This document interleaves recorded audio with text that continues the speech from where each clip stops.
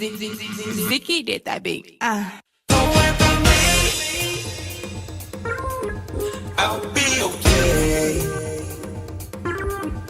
Don't worry about me. Nah, nah. I'll be okay. Okay, okay. Don't worry about me. Zeke did that beat.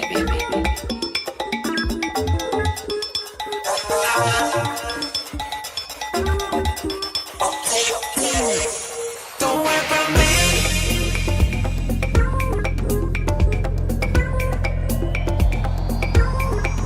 Don't worry about me.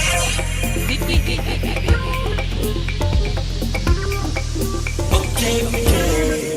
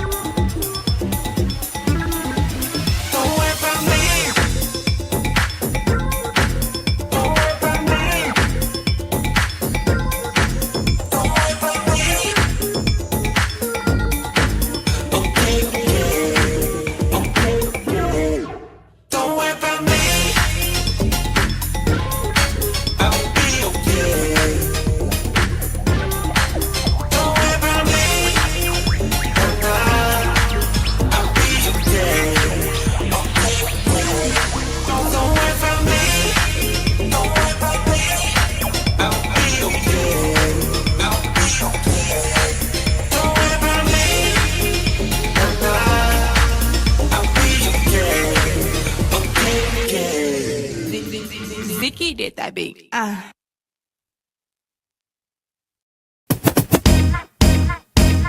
if you got a little rhythm, move left to right. A new experience, baby, gon' hit your stride. Who walking? I'm walking. Who walking? I'm walking. Who walking? I'm walking. Is you walking? And when the grooves get good, go right to left. Shut up, y'all. We got grab the tread. Now who walking? I'm walking. Is you walking? I'm walking. Then stretch and walk it out like you know your plans you have for me.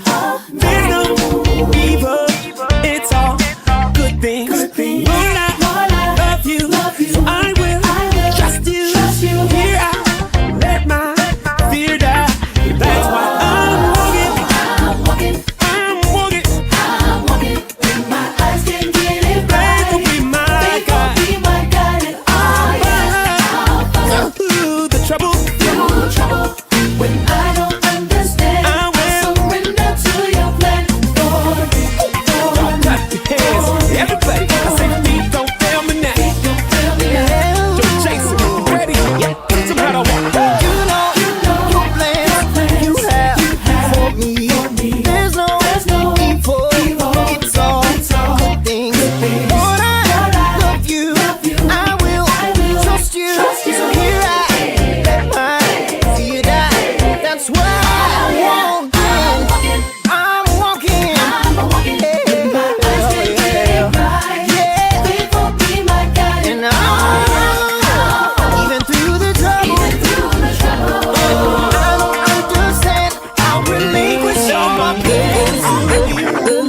open up doors. Took me down a path I ain't never been before.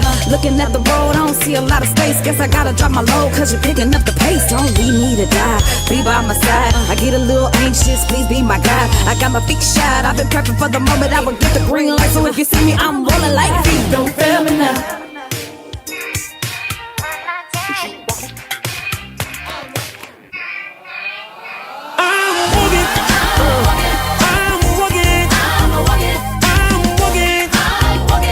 Like I am my faith. Oh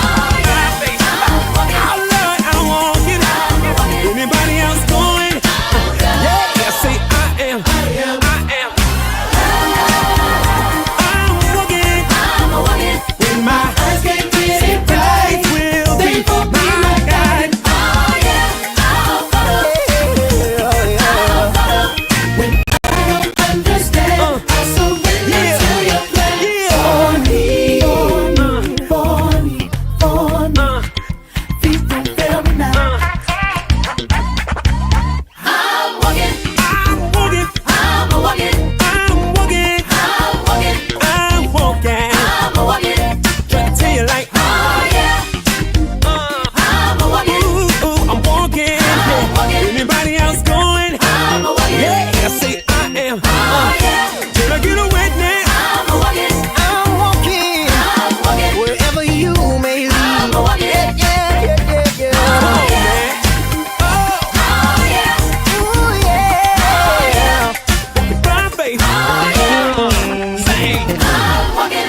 Grandmama now.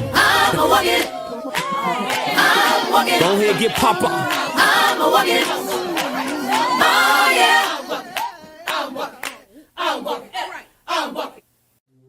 Be careful when you have so much of a friend deficit that when God put assignments in your life, you make assignments your friend.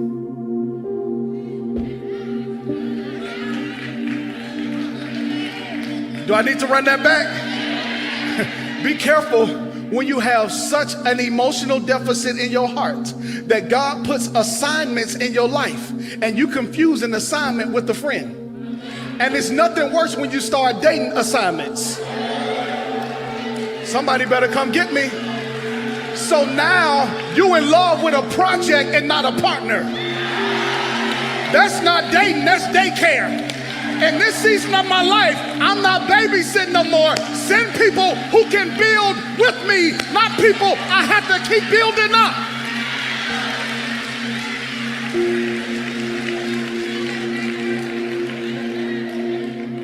Clock that T. Look at your neighbor and say, clock that, clock that. I'm tired of always having to be the person that people go to and have nobody to go to for my own self. God, send me people who pour back into me as I pour back into them. I'm about to lose my mind being the solution and answer for everybody else.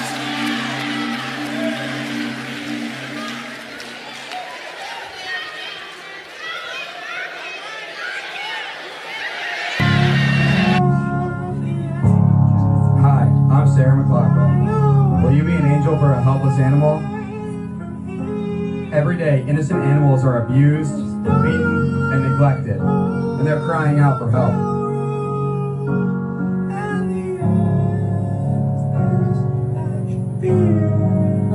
Please, call the number on your screen with a monthly gift right now. For just $18 a month, only 60 cents a day.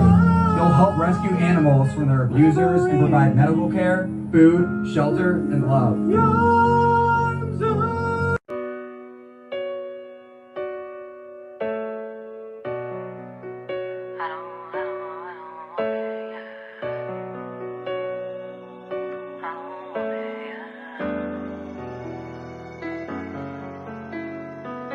Stand up, never lay down. Used to see us in the back, we in the front now. They tried, we did. Stepping up, no chill, I'm about to go in. Steady dancing in the clouds, got Abba walking mouse, talking handshake smiles for the big win. Almost on the reach in, trying to put their bid in, hoping they can slide just a piece in. But this ain't for the weak, for the hearts wanna sleep. Put a guard on your piece, gotta stand in your sleep. Take a breath and be meek, gotta take it from me. No one can do you like you do it. Be fluent in you, that's a movement. Stay focused on you, it's not selfish, it's true. It is only to you that you prove it. If I can't feel no love, I don't want it, yeah. If you can't feel these voids, I don't want it, yeah. If it don't bring me joy, I don't want it, yeah. I don't want it, I don't want it, yeah. People used to talk how me could falling off, now they looking for my corner. Red form on the backtrack, I ain't cutting no slack, it's a new order. Set my team real strong now. Kingdom coming like a song now.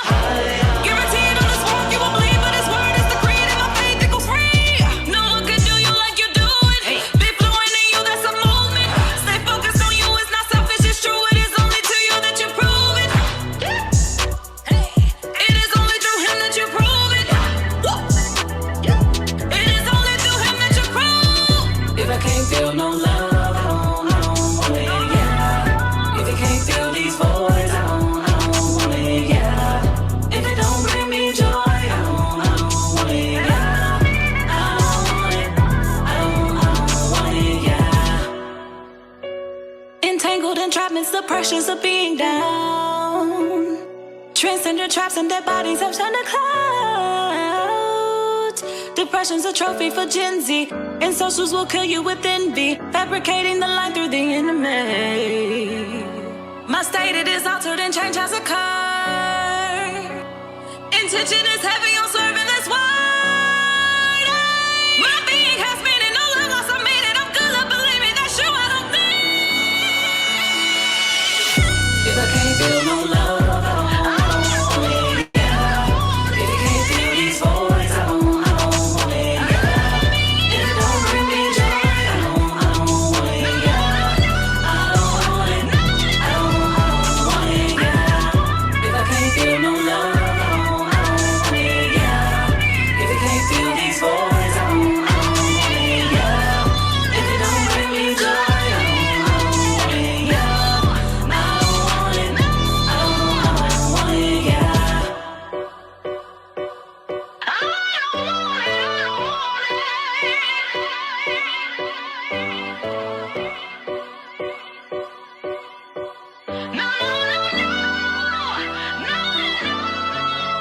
Yep.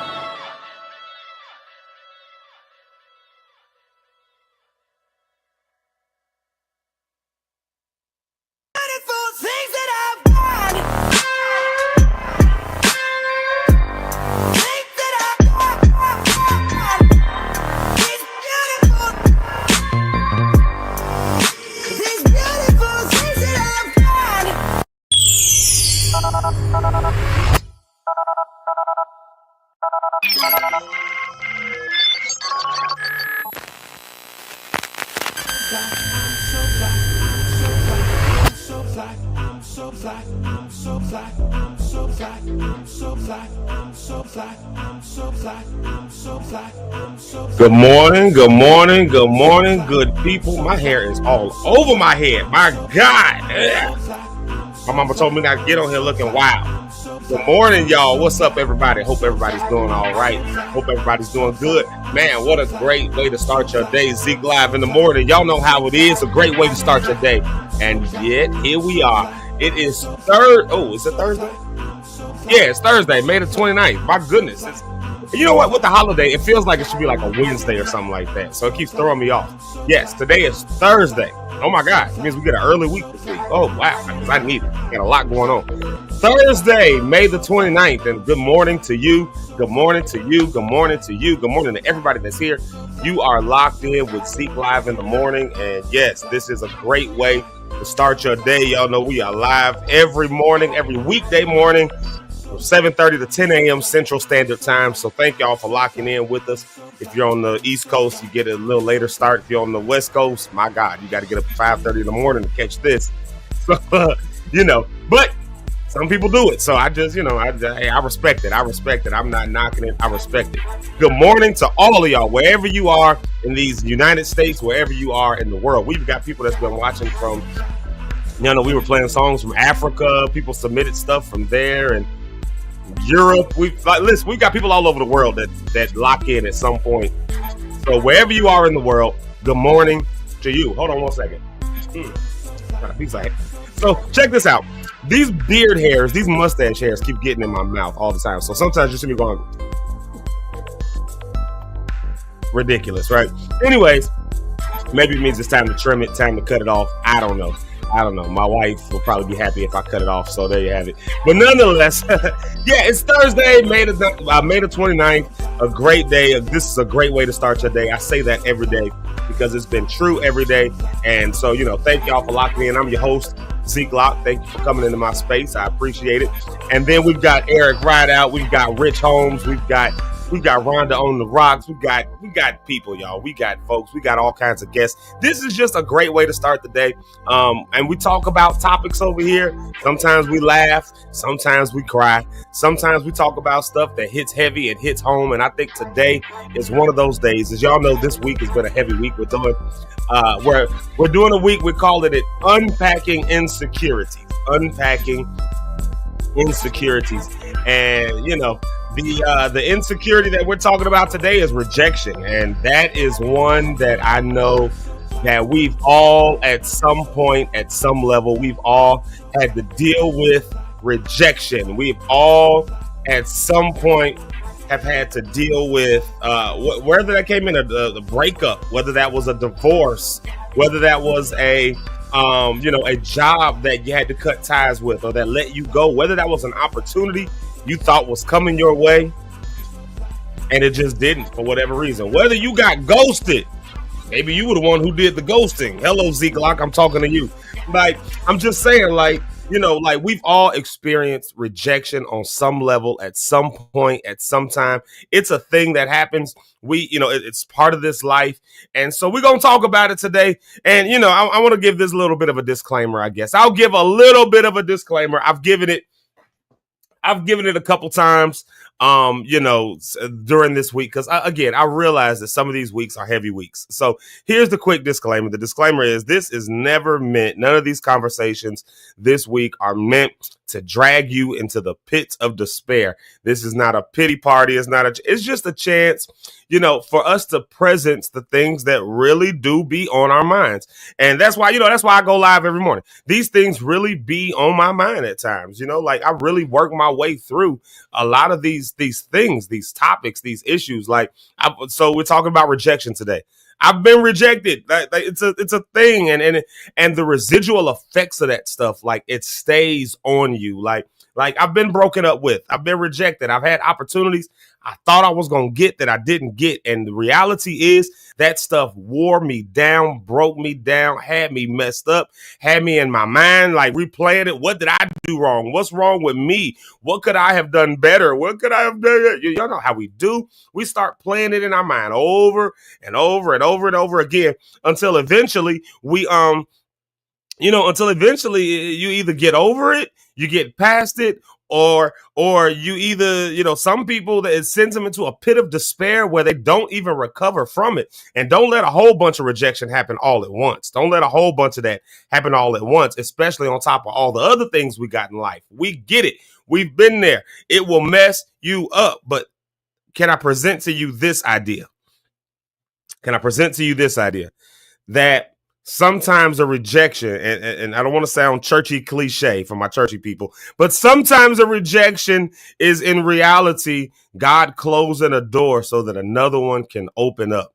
And so if one perspective is, yes, I could go down into the pit of despair due to rejection and due to all of that, then can I present another perspective that sometimes one door closes, not so that another one can open. Sometimes doors close because another door is opening. Sometimes doors close because God is protecting you or protecting us. I'm talking to me right now. I'm looking at myself on the camera, and I'm talking to me because I got a few situations that are hitting me even this morning where I say, dang, how did that not, and why did not, and again, I start playing, I do it. So these are real, these are personal, these are raw conversations. If they resonate with you, that's beautiful. And I hope they do. But at the end of the day, this is just raw, honest, and open dialogue from our perspective. And that's what this week was all about, unpacking these different insecurities, these things that make us insecure. So again, this is not to be a pity party this week. These conversations, it's not to relive any trauma. Y'all also forgive me too. Let me give this quick side disclaimer. I think I'm coming down with something, and I'm trying to be careful. So I got my tea. I'm not drinking coffee. I'm drinking tea. So if y'all keep hearing me go like, yeah, I'm sinus drainage and stuff, and it's starting to feel like it's starting to hurt. So it's like, I got that burning sensation. I know what that means.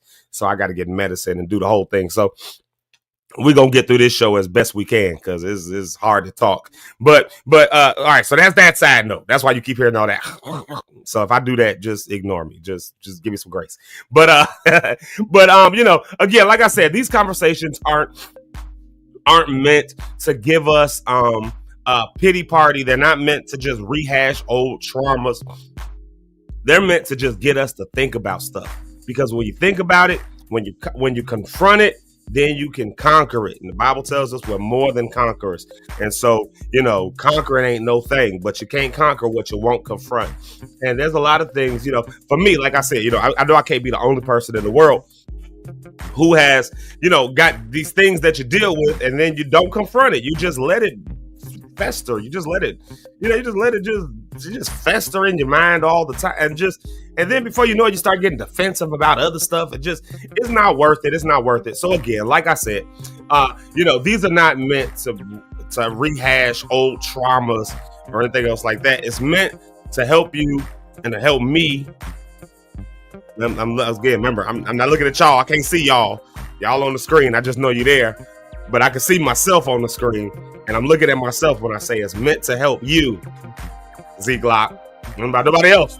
But it's meant to help you confront things that can go south real quick. It's meant to do that. And again, the reason we do that because you can't conquer what you won't confront. Can't conquer what you can't confront. Won't conquer what you won't confront. But once you confront it and call it what it is and see it for what it is, now you can make decisions. Now I feel like Rich Holmes. Life is what does he say? Life is choice driven. You'll live and die by the choices you choose to make. I got a hint for you. Choose life. Well, when you see a situation for what it is, you can choose life after that situation. And literally, that's all this is. Giving presence and giving space to these different topics so that you can process it for yourself, and then you can decide what to do with it from there. Because I feel you, like some people just don't start off with a good day, and sometimes it's because these different things that fester with us. But that's one of the beautiful things about Zeke Live in the morning.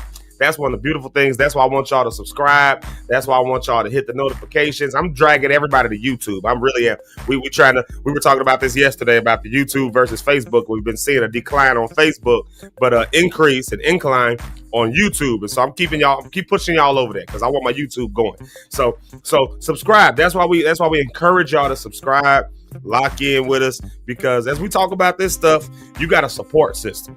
That I ain't got nothing else no better than that, other than we got a support system. And I thank God for the support system I have around me. Y'all know my testimony. I'm not going to dive into it no more today. But y'all, if you've locked in with us long enough, you know my thing about the depression and the suicide and all that stuff. You know all of that. Like, I ain't got to go into that. But I will say, if it weren't for the support system that I had around me, I wouldn't have made it through. And that's the God's honest truth. And so if you don't have a support system, I want to invite you to join the whole Lockstar family, because if nothing else over here, I can testify that the people who be locked in with us, they will support you. They will have your back. They will pray for you. They will hold your hand and walk down the aisle with you if you need to. They will call you in the middle of the night. They'll go hang out with you. How do I know it? Because the people that's on here have done that for me. And it helped to keep me up. So if you're not having a good time, if you're not having a good day, a good week, if you having something in your life that's bothering you, some reason that you want to, like, come on to the family. Like, you got to find family. And until you find one that you can be, look, we'll hold place for you over here.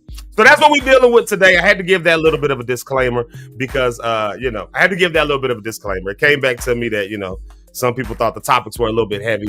And, I get it. They're heavy topics. I'm letting you know right now. I know that for a fact. They are. But at the same time, we ain't here to pity party, bro. We are here to conquer the things that are heavy on us, the things that are bothering us, the things that weigh down our mental health. And this is May, which is Mental Health Awareness Month. And that's why we thought this was a great way to round out Mental Health Awareness Month. We said, F it. We just gonna hit these topics head on. And if we cry, we cry. But the beauty of that is if we heal, we're healed. And what's better than that? If we cry, you can either cry and stay in pity, or you can cry and be healed. It's your choice at that point, but you can't do it till you confront it. And so, so that's what we're doing this week, because May is Mental Health Awareness Month, and we're gonna check in on our mental health and be aware of it so that we can conquer it. All right, now I gotta sneeze at some point, so I told y'all my sinuses are draining. It is so hard to talk. Like, sinuses are just constantly draining while I'm talking. I don't know if y'all can hear it in my voice. I'm just like, like, man, it is so difficult to talk. But let's do this real quick. Let's get my mans to the stage. The one and only. Y'all know him. I see him backstage. Y'all snap. He looking. All right, I know I opened the show on this song, but I gotta give him this one. My boy is looking fly back there. We gotta give him the flyness. We gotta give him the fly. Y'all do it. Let me shaking your head. All right, let me get to the stage so I can go sneeze somewhere. Y'all, welcome to the stage, my big brother, my friend, my homie, my pal, my guy, my dude, my mans. Y'all, welcome to the stage, the one and only fly guy, Eric Rideout. Told y'all he was fly, but he got his fly glasses on today. I told y'all he was fly. Those are red eye glasses. They are crazy. Good morning, everybody. Hope you slept well, that you rested well, and that your day started off well. Yeah. I thought about something this morning. We talk about being a faith community on here. And what they say, you gotta put your money where your mouth is at times. Yep. And something happened. Literally, I woke up and looked at something this morning and said, "Oh, what are you?" But you don't have a choice but to deal with it, And I literally saw it, and I said, "Okay." I said, "This is crazy. This is crazy." I said, "But you know what, God? We always say we trust you in everything. You got it." And then when I said that, I saw other ways to still make some things work, even with that happening. Mm-hmm. Immediately. So everybody, when you say something, put your faith where your mouth is. Say something, you will be tested on what you say you believe. So yeah. And Rich and I had that conversation yesterday, and then today I'm like, and it could have been something where most people said, "Oh no," and they would have been like, "What I didn't feel like that." It's like at first I was like, "Oh," but then I said, "Oh wait, it's all right." Mm-hmm. And I was able to just keep it moving. Yeah. And sometimes that's the thing. Yeah. Oh yeah. That's life will come. It will hit you crazy. Yeah. And especially when you're like, okay, I finally got stuff here. And then something come and hit you and it's like, it knock you back to here. And you're like, you're like, how do I? But then I thought about it. There's people worse off in situations than I am. Even in this small situation that came up today, I'm still better off than 60% of the people. And so it puts it into perspective. You know what I mean? It's like, but it is what it is, man. We just got to deal with it. So today for me is deal with it today. Deal with it day. Deal with it day. I get it. Deal with it day. Sometimes you just got to deal with stuff. Yeah, like you said, life come at you fast sometimes. Life come at you. It hits you hard and knocks you down, and What you gonna do? I mean, you gonna stay down or you gonna get up? You No matter how long it takes. You have no choice but to get up and keep it pushing. Yeah. It sounds like that Ty Tribbett song. I have no other choice but to trust you. Y'all remember that song? That used to be my jam back in the day. That what was that from? What album was that from? That Victory was Live? the Victory Live. Oh man, that was a great album. That was a great album. That album changed my life. That was 2006. I remember when that album came out. That album changed my the video did too life. For a lot of people. Oh man, listen, I wore that DVD. I had it on DVD. I wore that one. I used to study DVDs. So I had like a really big collection of like artists who I wanted to study on stage. So I had like 3 Ty Tribbett DVDs. I had a bunch of Beyonce DVDs, believe it or not. I'm not even a huge Beyonce fan, but her stage presence, her stage performance to me, top tier. Worth being studied if you want to be on stage. Worth being studied. Like, I learned a lot watching her stuff. Prince, I had like 2 or 3 of his DVDs. Michael Jackson, I had the Dangerous Tour and the what was the other one? History? History, I think it was. Yeah. History. And then Stevie Wonder, I had a DVD with that. Earth, Wind, and Fire. If I go down the list, all the stuff I had Fred Hammond stuff. I had like 2 DVDs from Fred. I had like there was the one in Chicago. Speak Those Things. Speak Those Things. Yes, matter of fact, you're right. Yeah. They were at Navy Pier.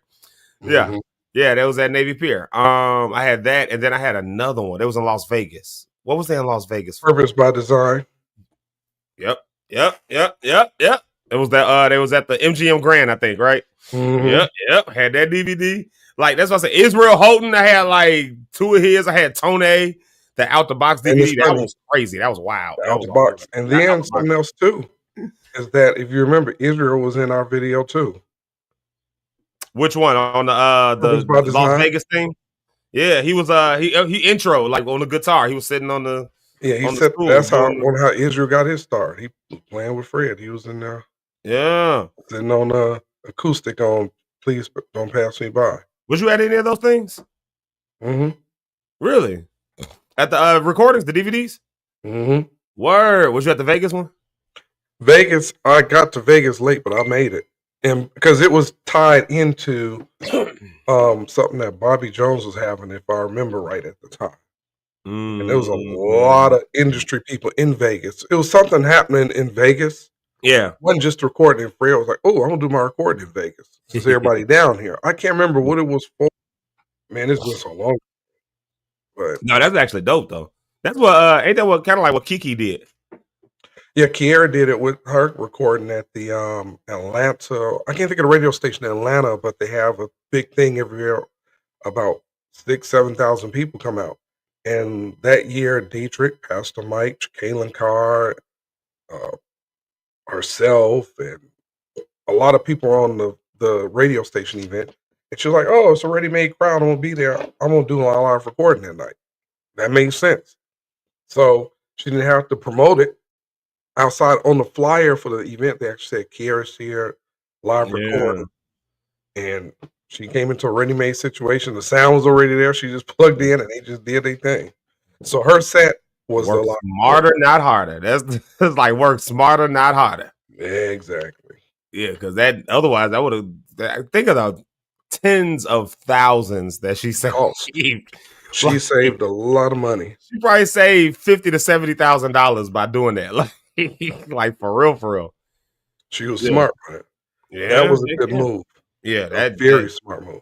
Just even in marketing to get people in the audience, like to put that many people in a room, you probably spending $100,000. Like, and the fact that she didn't have to promote it like that because that's what I'm saying. The company, the radio station, when they put out the promo flyer, they had it on there with her picture, Kiera Shear, live recording. That's what I'm saying. So like people got a live event that night, just sitting in there watching. That's crazy. Just by being there, that's free plug. Like that's more people should start doing that. You know. Yeah, it'll save money. I told her. I said, you know, I feel like at times when I see her, I tell her that, oh, I'll text her randomly and say, you know, I am so proud of you, little girl. Because she's still a girl to me. And she'll laugh and say, oh, I love you back. But the thing is, I remember Kiera always had a go-get-it attitude, man. You know, a lot of people don't remember she had a pantyhose line she had made. When she first went to Star, she was like, I need it. And she called me and said, get some girls to put these on and we go downtown Chicago. She came in Chicago. A lot of people showed up and she Shears by Shear. Yeah, I do remember that. Yeah. That was. We went down there and I do remember that. Through, and it was, you know, but she always had that hustle in her, and she not hurting right now for nothing. So little sis.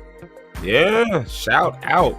That's crazy you hit it with. I'm so proud of you, little girl. I gotta start calling Kiera little girl. You've been around the game for a while. A long time. You've been around the game for a minute. I remember when she did The Safest Place, and J Moss wasn't even J Moss then. He was just the MD of the Clark Sisters band back in the day. And I was in a male group. And Karen did the Finally Karen, the Bomb and Gilead record back then. And that's when Kiera did The Safest Place with her or whatever. My male group I was in, we were the opening act on some of their on a few of their dates. And Kiera, like I said, Kiera was a kid, you know, during that time. And so, yeah, man, it's just funny to see somebody you remember when they hadn't even hit their teenage years yet. There was a little kid. Now she's in her 30s and, you know, doing it. It's crazy. But it's dope to see, though. And Jamaica just put something that's very funny that I just looked at. That. Yeah, I seen that. How did that happen? Okay, but anyway. Yeah, we're gonna come back real quick. We got some comments we got to dive into. You know, I like to do my favorite part of the show always is the morning comments, the morning shout outs. I mean, I love seeing who's in.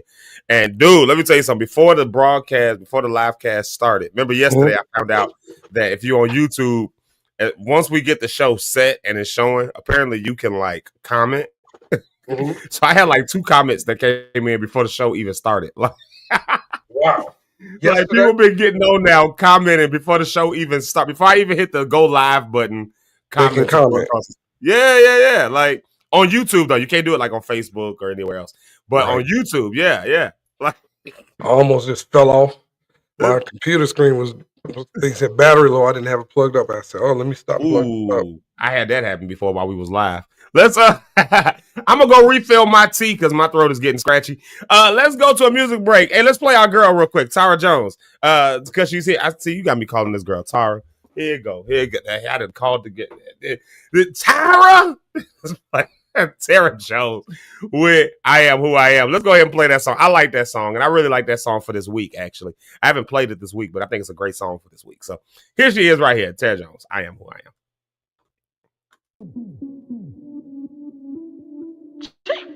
Ain't no need for your approval.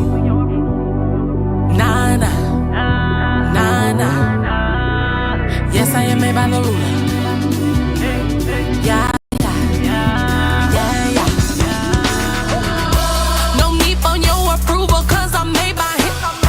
Designed to his plan, I am who I am. Reaping up the harvest that he promised me. Talk all you want, but you gon' have to walk for me. I can bet I ain't been perfect all my life, but I am blessed and he forgave me when he died. Love my imperfections, chosen by the womb. A vessel to be used and I won't stop until it's through. Yes, I am a believer. Yeah. Just to impress for no reason. Yeah. No need for your approval, cause I'm made by him. Designed to his plan, I am who I am. Reaping up the harvest that he promised me. Talk all you want, but you gon' have to walk for me. Oh yeah, I am who I am. I am who I am. Yes. Oh yeah, I am who I am. I am who I am. Yes. Oh yeah, I am who I am. I am who I am. Yes. Oh yeah, I am who I am. I am who I am. Yes. Oh yeah. Look, your approval isn't needed. I get my kudos from Jesus. You knew my name before I was a fetus. With him on my side, no one can defeat it. Don't go to the DMV for my ID. I'm uniquely made, you can't copy. I'm weird, creative, and golly, and I get wild. Boy, Jumanji, what you saying is out of there. You should fall back like a rocket ship. I just assume that you unaware. You cannot hurt me, I'm more than a conqueror. I can't worry about what you say. Cause you do not control my fate. It was my daddy who caught me when you thrift shot me. Boy, saving grace forever change. Yes, I am. Yeah, yeah, yeah, yeah, yeah, yeah, yeah, yeah. Dressed to impress for no reason. Oh, yeah, yeah, yeah, yeah. Ooh, yeah, yeah. Ooh. No need for your approval, cause I'm made by him. Designed to his plan, I am who I am. Reaping up the harvest that he promised me. Talk all you want, but you gon' have to walk for me. Oh, yeah, I am who I am. I am who I am. Yes, yes. Oh, yeah, I am who I am. I am who I am. Yes, yes. Oh, yeah, I am who I am. I am who I am. Yes, yes. Oh, yeah, I am who I am. I am who I am. Yes, yes. Oh, yes.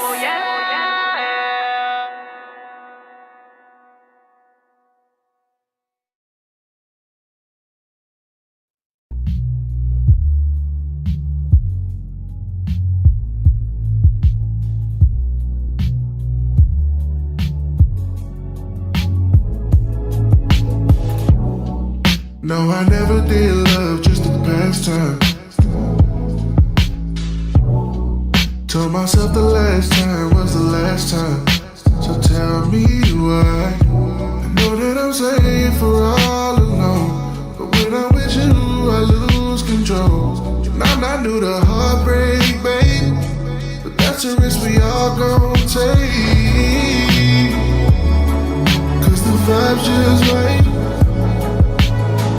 Thought I'd never fall in love again, but I just might.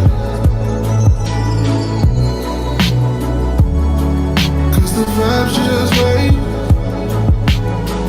Thought I'd never fall in love again, but I just might. It's risky, and I know it. Once we get to going, we can't stop. Feel like a locomotive, a runaway train out of control. And this could be unforgettable. I'm hoping we don't get off track, cause it's gonna be a long way back. Cause the vibe's just right.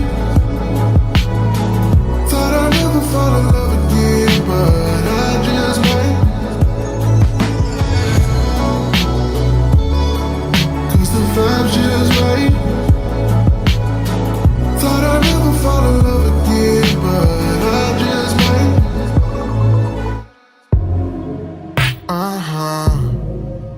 Oh yeah.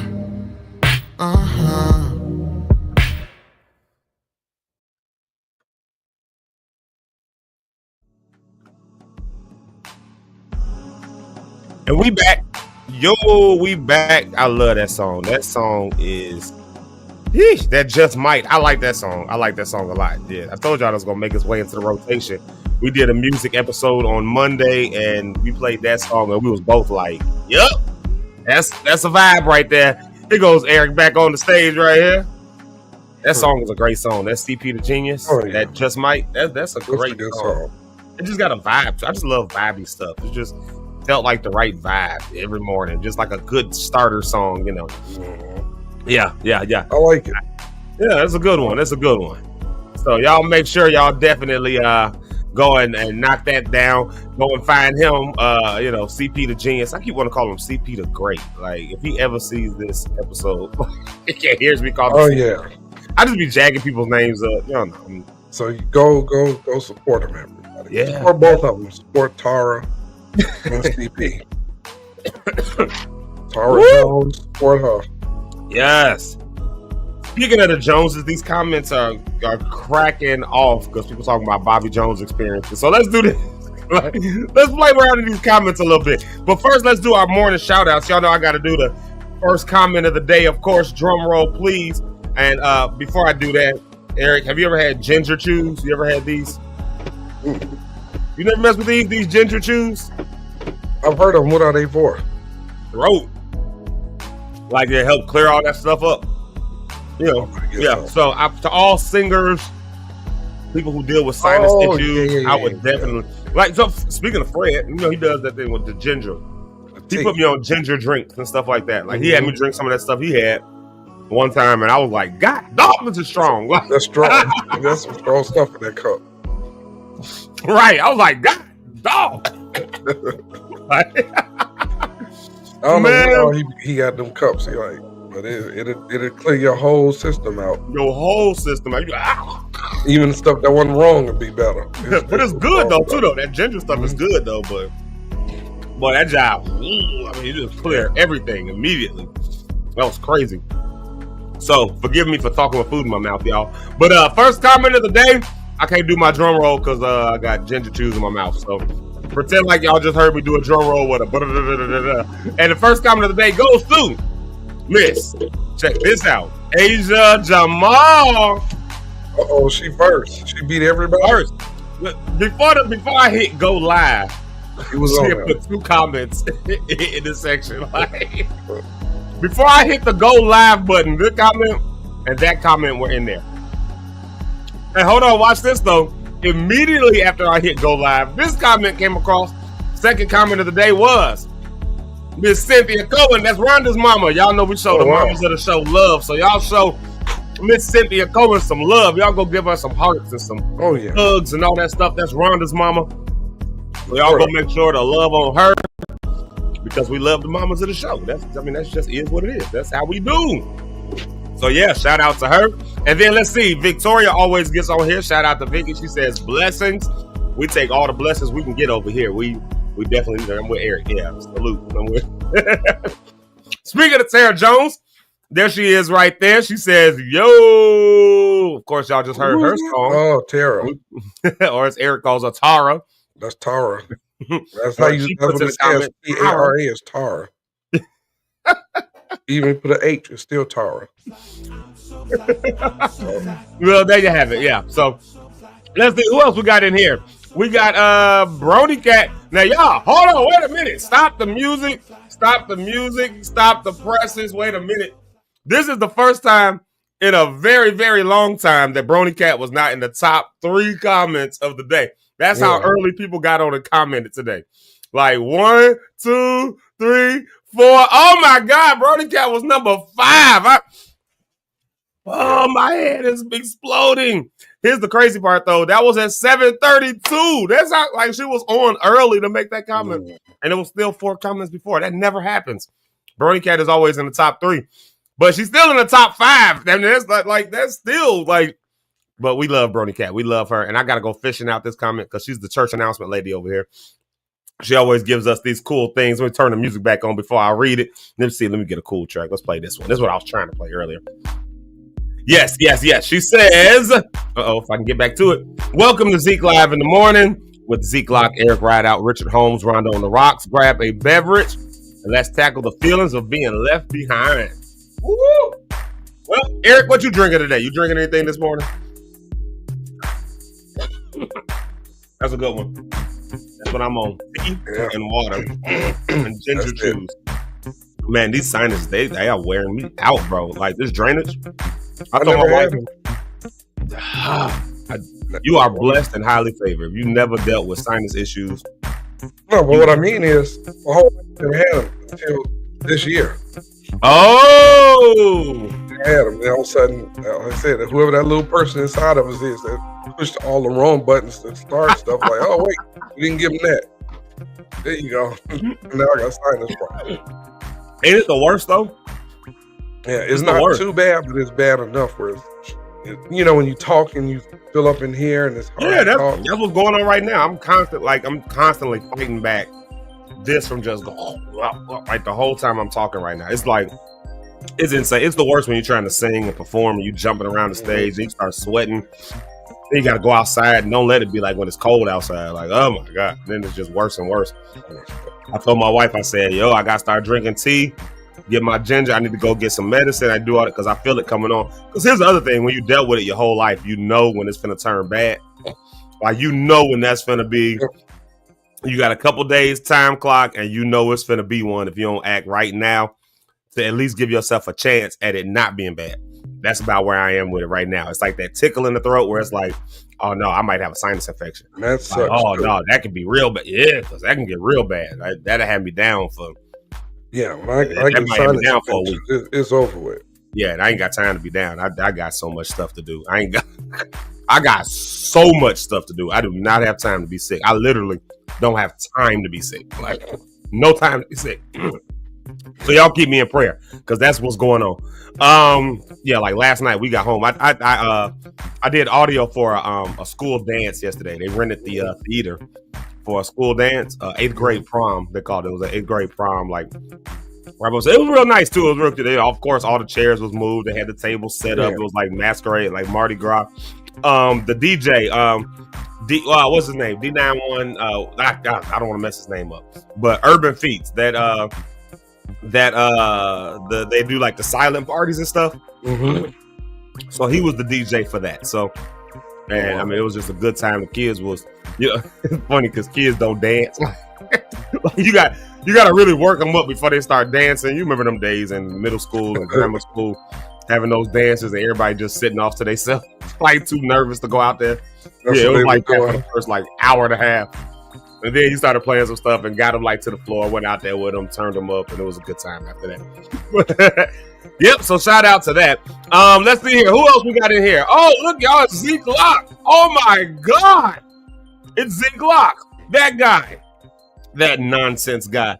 And then we got Zeke Locke and Rhonda on the Rocks. Y'all look at that right there, the Rhonda on the Rocks podcast. If you are not following that, actually, if you're not following all these people that we putting on the screen, go follow them. Again, we're a community over here. We're a community of people. So follow everybody. But I want to give special credence to Rhonda on the Rocks because she has her podcast. And while I'm at it, I'm going to give special credence also to Miss Asia Jamal because she has her podcast and her show. So y'all go and follow her. This on the screen right there. Asia Jamal. Follow her, subscribe to her. I need to go subscribe myself. I'll do that. And then so I can see her stuff. Y'all subscribe to that. And then y'all subscribe to the Rhonda on the Rocks podcast. See, it's all, you can be little, I assume most of Asia's audience is black, so we'll call them the Blasians. So y'all can, y'all can go lock in with her and be a Blasian. And then you can lock in with Rhonda on the Rocks and be a rock star. You see what I mean? That's how it works. And then shout out to our friend, our homie, one of our favorite lock stars, Miss Brenda Rose. Good morning, everybody. Good morning, everybody. Good morning. I hope everybody. That's what I'm trying to say. I hope everybody is having a blessed day. I hope that too. I hope everybody's having a blessed day. I hope everybody's doing all right this morning. And speaking of mamas of the show, there she is right there, Johnny Rideout, aka JP Rideout. That's Eric's mama. Y'all, please go show her some love. Give her some hearts and hugs and all those things because we just wish our mamas well. And she did tell us we had a good show yesterday. I think. Oh, I know that she did the other day, and I didn't put it. I'll be forgetting sometimes. Just put it on the screen, so y'all be having to forgive me. Charge it to my head, not my heart. Let's see here. Here's our girl, Miss Jamaica Lachey. During the pre-show, right before I came on the screen, you heard her song playing. So go and find her music. You heard her song that we play quite often over here. I don't want it. I don't want it. Yeah. So we're playing that one, and it's always a good song to play because to me it's a prophetic line. If it don't bring me love, if it don't bring me joy, if it don't fill these voids, I don't even want it. Yeah, I love that line. That's prophetic, and everybody needs to hear that one. And then speaking of Jamaica Lachey, there's Marcus DJ Red. Y'all shout out to DJ Red. Said morning kings and queens. Yeah, shout out to him. You ever got in the girl's inbox and been like, hey, queen? Yeah, I never say that. I think got people say that or grand rising. I'm like, get up out of here. Don't tell me none of that. Some people say grand rising. You don't like the grand rising? I don't like it at all. You don't like. A lot of people don't like grand rising. A lot of people do though. Some people say I'm not a Pillsbury biscuit. Don't tell me grand rising. Not at all. Don't tell me that. These are the things you hate right here. What's that? Rent payment. Ooh. Yeah. I said, let me go on and make it now. It's like you hate it, but you love it. Because if you didn't have it, you wouldn't get it. And once you get it, you'd be praising God for it. But when you got it, it's like, God, okay, why I got to give it up? Oh, and Eric, here's your favorite one right here. I got one of your favorites. I've got to give her the proper song for you. One of your favorite. One of your favorite people is in the comments. Her name is Miss Rita Renee Miller. She liked this song too. Everybody, this Rita's favorite. What did you call me, Rita, at the bottom? What's she call you? It's the newest post she just put up. Oh Lord, let me get in the comments. Let me get in the YouTube. comments. I mean on YouTube. I'm looking at it now. It's crazy. How do you think I'm that, Rita? Hold on, let me get to it. I gotta turn this down. I'm sorry, bro. I gotta turn this down. I was like, how does she figure that? Let's see. Where's she put it? Oh, arrogant Scrooge. Because you say bah humbug all the time, though. You do say bah humbug all the time. I do say that, so I agree with you. I am. And that's why you cold and pepper in your artist. She probably said it because you hate paying that money. You Scrooge didn't like giving no money up. You know, he didn't want to give away no money. My thing is, I like to pay, like me, I pay rent early. I pay all my, I don't like, because my credit rating is at a good place. I'm like, nope, I don't need nothing hitting that. But, you know. Let's see who else we got in here. I missed a few. Oh, there's Hood right there. Shout out to Hood. Let's get him there. Yeah, let's see. I'm trying to make sure I get all the good mornings before I dive into some of this other stuff y'all been talking about. Oh my goodness. Let's see. Okay, I think that's all the good mornings. If I come across another one, then we'll put that on the screen as we roll. But so I saw this in the comments. Hold on, wait a second. Where is it at? We were talking about Bobby Jones, and this is hilarious right here. And now that you mentioned that, I do remember that. That was at Exodus, Kirk's Exodus event. Here's my question, Jamaica. If you know Jamaica Lachey, there's the thing that happened. Bobby Jones hit me with a door. So that's what Jamaica Lachey. If you didn't see that comment, here's my question, Jamaica. Why are you always getting hit by people? Like, Red, you got to talk to your wife. Like she always in a space where, and really, I'm just talking about myself because me and Jamaica got this long history of I'm talking long history of her always being right there next to me. And I'll do something like bow, just like whack her, just bow. Or at the very least, almost hit her. We were doing one video shoot. Matter of fact, the one that has Your Kingdom that we played. Matter of fact, I'll play that during the break. But we were doing that video shoot, and on one of the songs, like right at the very beginning, I like brought the mic out, Jamaica and Crystal right next to me, and I did one of these things right here, and she just like, I saw her in the video, she just dodged it real smooth, like. I'm like, oh, you know how to duck, you know how to shuck and jive, you know how to like Spider-Man around here. Right. You gotta stay out the way. You gotta stay to the side. But now she's been hit by Bobby Jones. Oh my Lord. They said that Jamaica should have fell out. They said Jamaica should have fell out and been, yeah, she didn't do that right. She should have fell and then fell all the way into Kirk because he was back there with us and knocked him down and act like he tripped her. Right, everybody, oh my neck. Everybody back there would have been bumped into. Every artist got money. I got up, here's another one, got up and rolled. I just rolled over and knocked them down. Yeah. Reading them was just on Bobby Jones' show. Yeah, that's dope. With Caleb. With Caleb and them, yeah. Yeah. I didn't even know that until I just said that right now. So hey, congrats to them.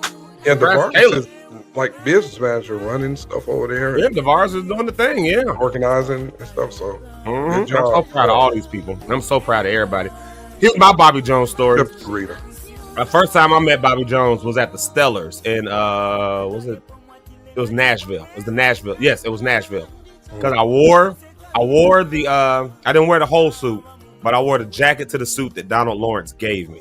I just thought it would be a good honor. My first time at the Stellars, I thought it would be a good honor to wear that jacket. I designed it with a hat and the whole thing, but it was this African suit, like the one I wore for Goshen, and Donald actually gave me that suit. It was designed for him. He gave it to me out of his closet, Brandon. So I was like, yo, that's like a great gift. I cherish it very much. So I wore it to the Stellars, and Bobby Jones saw it. He was like, this jacket is nice. This is, Bobby Jones.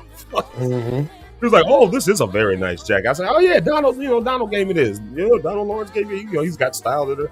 I said, yeah, it's like a whole suit. It's got the pants and everything that match it, but I didn't wear the pants. Right. I had on black. I had on all black with the jacket and a big hat and the whole nine, He was like, oh, it's a good thing you didn't wear the pants. You sat up here looking like a clown. I was like, how you gonna compliment it at the same time and tear me down? I was like, so do you like my suit or no? Like, he said if I would have worn the pants, I'd have looked like a clown. Like, that sounds like it was funny though. We sat there and we talked for a minute too. We were just waiting on stuff to get started. I was back there with Bryant and all of them, you know. So we just sat there. We just talked about random stuff and all that. So he was just cool. It was like it wasn't shop talk or nothing. It literally was just he was just waiting and chilling. He was just waiting like everybody else. Yeah, he was like, I'm so ready to get. He was basically just like, he was I'm over so ready for this thing to get started. Yeah, it was just kind of like you could just tell he was just tired. Like all right, I've done these. Been here, done this. I had the biggest. Well, actually, he had the most watched TV show in BET history. Was his show? And that's funny. I see Marcus responded to you about talking to Jamaica. He said, "I have." He has talked to Jamaica Lachey. Here's the that means he bumped into her too. Then now Judah is doing the same thing, just in the way. Y'all don't understand. Y'all really don't understand. Jamaica would just be like there all the time. I'm like, why are you there all the time? Like out of nowhere, just out of nowhere. But that's my relationship with Jamaica. She's been following me like that, closely like that for years and years. Close enough to get hit. That ought to be a sermon to preach to somebody. If you ain't close enough to Jesus to get hit, then you ain't close enough to Jesus. That's always something a preacher will come up with. Here's JC right here saying good morning. There he is. That's my cousin, y'all. JC. Wow. Rita said he don't like nothing. We talking. I don't. Bah humbug to you. How about that? And then check this one out right here. We just dealing in the comments for a minute, y'all, before we get into these heavy topics. We just enjoying y'all because y'all are an amazing group of people. Let me turn some more music though. Like it's quiet. Like it's quiet. But look at this one right here. Asia Jamal gave us a link that y'all can go follow for her show. Now I gotta find it. Of course I gotta go find it. You know what's crazy? Every time I scroll off of the screen, it don't matter if I got it like set to where I want it to be. Once I scroll to something else, it just goes to the bottom. So I'm talking about on the comment side. So I'm learning how to do it. But anyways, I'm trying to find Asia Jamal show. Here it is right there. Boom. There it is. Her show on YouTube is Pure Live. There you go. And on Facebook, it's Pure. So that's what you want to go do. You want to go follow those. So follow Pure Live on YouTube. Yes, on YouTube, Pure Live. And then on Facebook, just look for Pure. Look for that on those places so you can follow Asia when she has her show going on, when she's got stuff happening. And then watch this. I just saw this in there. Rhonda on the Rock saying she's going live tonight. So y'all make sure that y'all subscribe to her as well, because these folks got shows. They got good shows. They got amazing stuff that they're doing. So y'all do that. And this is what I like to see. Asia, let's link. I love to see that. Like, because that means that it's like a community that's kind of formed up in here, you know. I like that. Yeah. And then I also saw that she's gonna have Tara Jones on her show. Yeah, I saw that somewhere in there. I can't find it. Oh, there it is right there. That's dope. Yeah, this month she's got Tara on her show. Yeah. So congrats to have Tara on your show. Yeah. Good deal. Good deal, man. That's what I like to see though, man. You know me. Like I like to see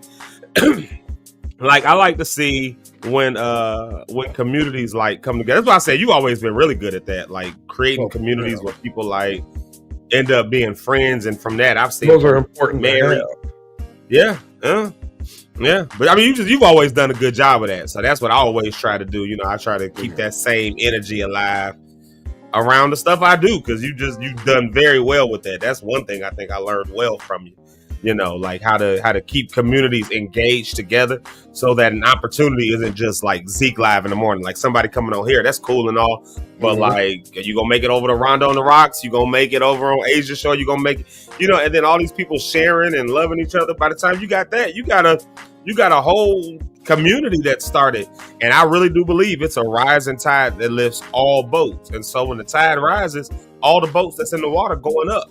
So, you know, getting more boats in the water is where it's at. As long as everybody understands that, you know, we ain't knocking each other down. We ain't pulling no crabs in the barrel mentality. I can't stand that, man. I can't stand somebody to put their neck in somebody's throat so that they can't, you know, put their foot in somebody's throat or in somebody's neck so they can't move and they can't elevate. It's like, there's enough out here for everybody, man. And you'll find out that it's even more. It's like exponential when you got a whole crew and a whole community. So that's why I love the whole Lockstar thing, man. That's why I love the whole Lockstar thing, because, you know, it creates community, especially this time in the morning. It's wonderful. There's my sinuses draining again. Shout out to Relentless, y'all. He gives his intro. Everyone says, yeah. There it is right there. And look at my mama, not her on YouTube today. My mama's on YouTube. Y'all, I've been trying to call my mama for 3 days and ain't been able to get in touch with her. Somebody stop the music. Stop the music. Somebody help me out. Somebody, y'all go comment under my mama, say, call your son. Like, no, she just saying, your mama's just saying that's payback for when you don't answer her call. I answer everybody's call. I always answer my phone. Jamaica says Jamaica be saying, I can't never. No, your mother said stop it. I've been trying to reach my mama since Memorial Day and cannot get in touch with her to save my life. So you're trying to reach us New Year's Eve and have right. I've been trying to reach my mama since 1997, and I can't.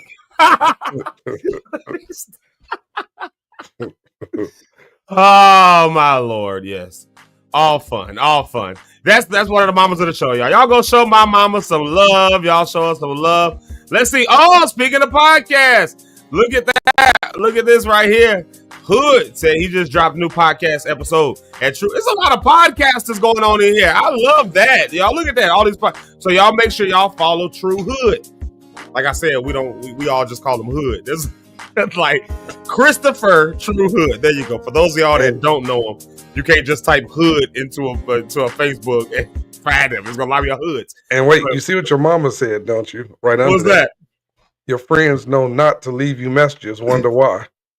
Because my friends know that I don't check voicemail. That's just a real thing. I gotta. But look at what she said right here. Yeah, my mama should start a podcast. How many of y'all think my mama should start a podcast? If you don't know my mama, if y'all haven't seen my mama, she's been on the show a couple times. And man, my mama, I'm not saying this because it's my mama. I'm saying this because I judge, people by what they doing, what they saying. Like, and my mama be saying some good stuff, and she's got a way with all of that. And so, how many of y'all think she should start a podcast? Hood already in there saying, "Look, Hood said you should." Rhonda said, "Do it." Yeah, y'all go encourage my mama. She said we are encouraging her today. Hood, Rhonda, Asia, all of y'all are encouraging my mama with y'all's podcast. Me and Eric on here, like we encourage my mama. So. It's good, man, because like I shared that in our group chat yesterday, and just for your mom here, like me, Rich said, "Hey, man, you have a lot of engagement on social media. Do you ever check it?" I'm like, "No." He said, "Go check it." Oh yeah, I know I got a lot of followers, and I found out in less than 20 days, 28 days, I've had 152,000 views on stuff I'm doing. 152,000 in just one of my things, and it's like, wait a minute, and 10,000 plus on Instagram. So I'm like, wait a minute. And Rich said, "You missing some money over here, sir." And I looked at it and I said, wait a minute. You need to talk. I'll tell you one person you should talk to, actually, who knows the system of what he told me. He knows the system of how getting paid works. Hood, actually. And no, the thing is, I'm making money on Instagram, but I never realized how big of a response I'm getting every month. 152,000 some people paying attention. Yeah. And Rich was like, "Why you don't go live at night and have conversations and stuff online with people?" He said, "I said, you know what, Rich? So I'm gonna go live some evenings too and just have conversation with people." It's all it is. You should too, and you should. My following is really big, and I can make a lot of money. And who's that? What they say? My favorite. I just saw Rhonda say it. I know. Good morning. I almost read it out loud. Rhonda finna be like, "Why do y'all always say out loud what's going on?" See, I said it for you, Rhonda. You ain't got to type it. Yeah. Y'all, I asked this question, and we're going to take a music break. I asked the question, should my mama start a podcast? And look at all these people.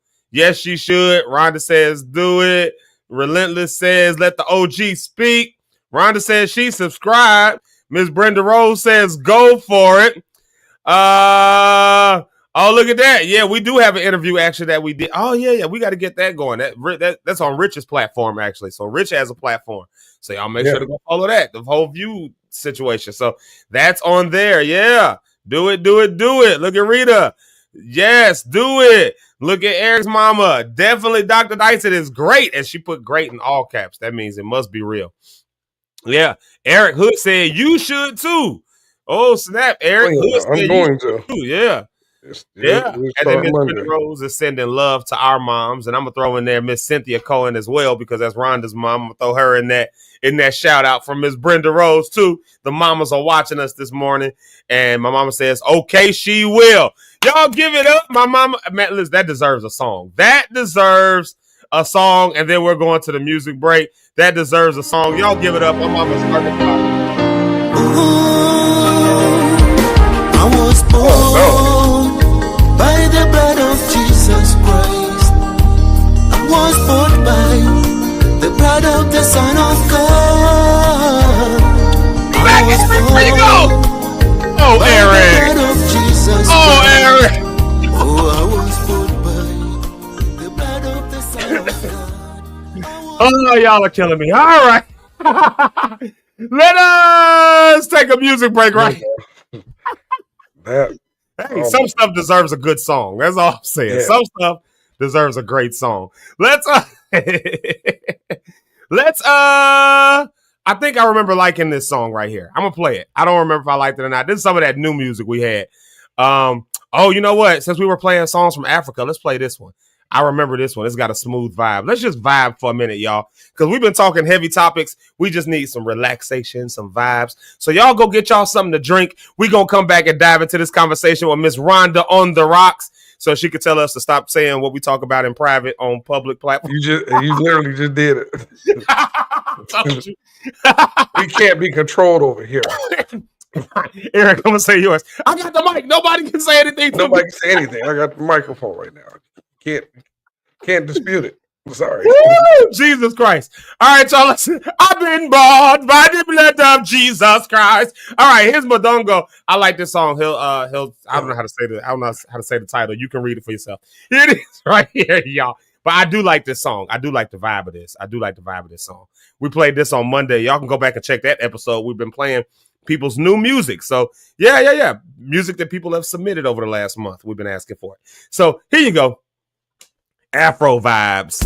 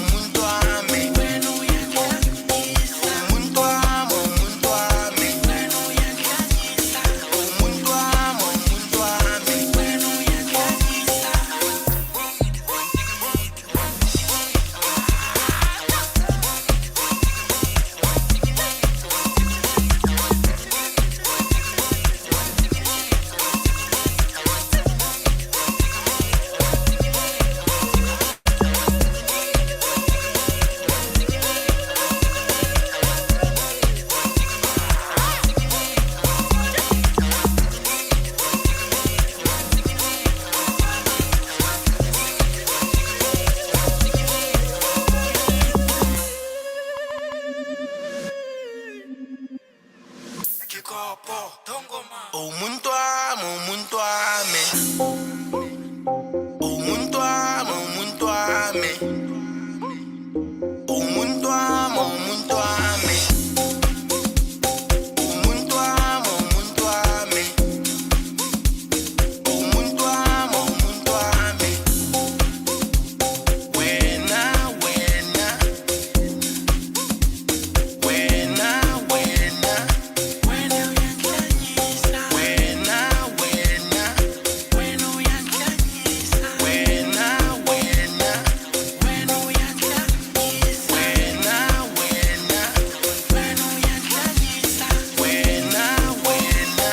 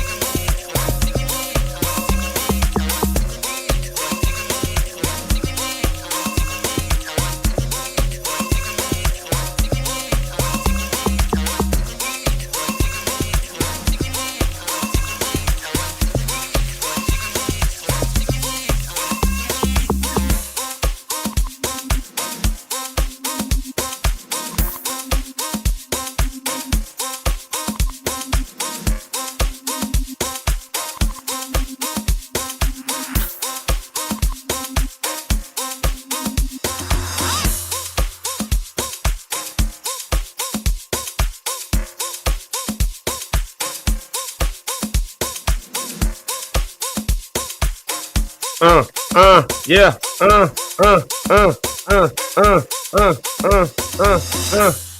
Woo! I actually like that song. I like that. I like that. I like that vibe. I like that vibe. I like that vibe. Shout out to JR. Shout out. Hey, y'all. Man, I like that song. I like that beat. I just like that beat. All right, y'all. Let's do this. I'm going to play that beat in the background. Hold on. Play that in the background for me. There you go. Yeah.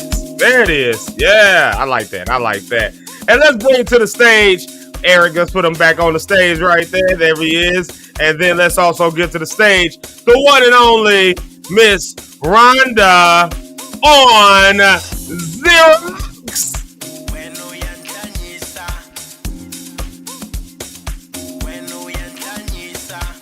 What's up, Rhonda? Hello. Good morning. Oh, this song is so vibey to me. It's Thankful Thursday. Yes. Being thankful on Thursdays. Yeah. I like this. How are you guys? I'm doing all right. I'm doing all right. Aside from that post-nasal drip, you okay? Oh my God. Yeah. I'm about to eat another ginger chew in a minute here. And get something stronger in my tea because I reused my tea bag and it's not as strong as it was. Like, yeah, this second go around isn't as strong. I tried to reuse the tea bag, but I need that strength of that ginger. Yeah, you might want to get you some emergency. Oh yeah, I think I got some actually in the cabinet, but it's probably been up there for over a year, so I don't know if it's any good. I mean. Only one way to find out, right? If I go on tomorrow, I don't think it's gonna hurt you. I don't think it's gonna hurt you. I need to take these off. Oh, the glasses are cool. I thought we was all doing the cool my thing. ring light. I know. I hate that though. I do hate that because you can definitely see mine. Look. Yeah. I don't know. I might put them back on later. If I start crying, I'm gonna put them back on. Now this right here is diabolical. That's diabolical. Cod liver oil. It does work, but my God, have mercy. Have you you've had it before? What? As a kid, we lived off of that. What? We were never sick ever. That's how you know your parents don't love you. That's have you ever had Father John? Yeah, I didn't mind Father John's. Now Father John's was Father good. John was not as bad as cod liver oil, but it was Not at all. But Not you can get the cod liver oil in the gel tabs. You don't have to take the liquid. That is true. They did come out with the gel tab, so I have. I did start doing that, but I've stopped. I stopped that years ago. I don't know. I need to maybe pick it back up. Yeah. But yeah, when I was a kid, we didn't do it like that. It was on a teaspoon, 2 teaspoons of that. My grandmother would give us that. She liked them old remedies, and then she would give us like an orange or a Snicker bar or something like that. To like to chase the flavor away. Had us out there taking shots like tequila. Take a shot of cod liver oil and bite down. JR says get that sea moss. Yeah, sea moss actually. So BBJ put me up on sea moss. I don't know if y'all remember the rapper BBJ. We were in Dallas and he was eating sea moss like every day, like going to the health food store. So I went with him one day and he had me have some. It's kind of like applesauce, the one he had. It was not bad. Yeah, it wasn't bad. You're not supposed to eat a lot of it. Like it's like a teaspoon or something like that. I don't know. But yeah, I might have to try that out. So if the texture ain't right, I can't consume it. Yeah. Here's one, garlic water. Now I have started doing garlic water again. I started doing that again, but your pores be stinking. Like stinking. Walk around smelling like you and Dracula got beef and you don't want him nowhere near you. Smell like a pot of spaghetti.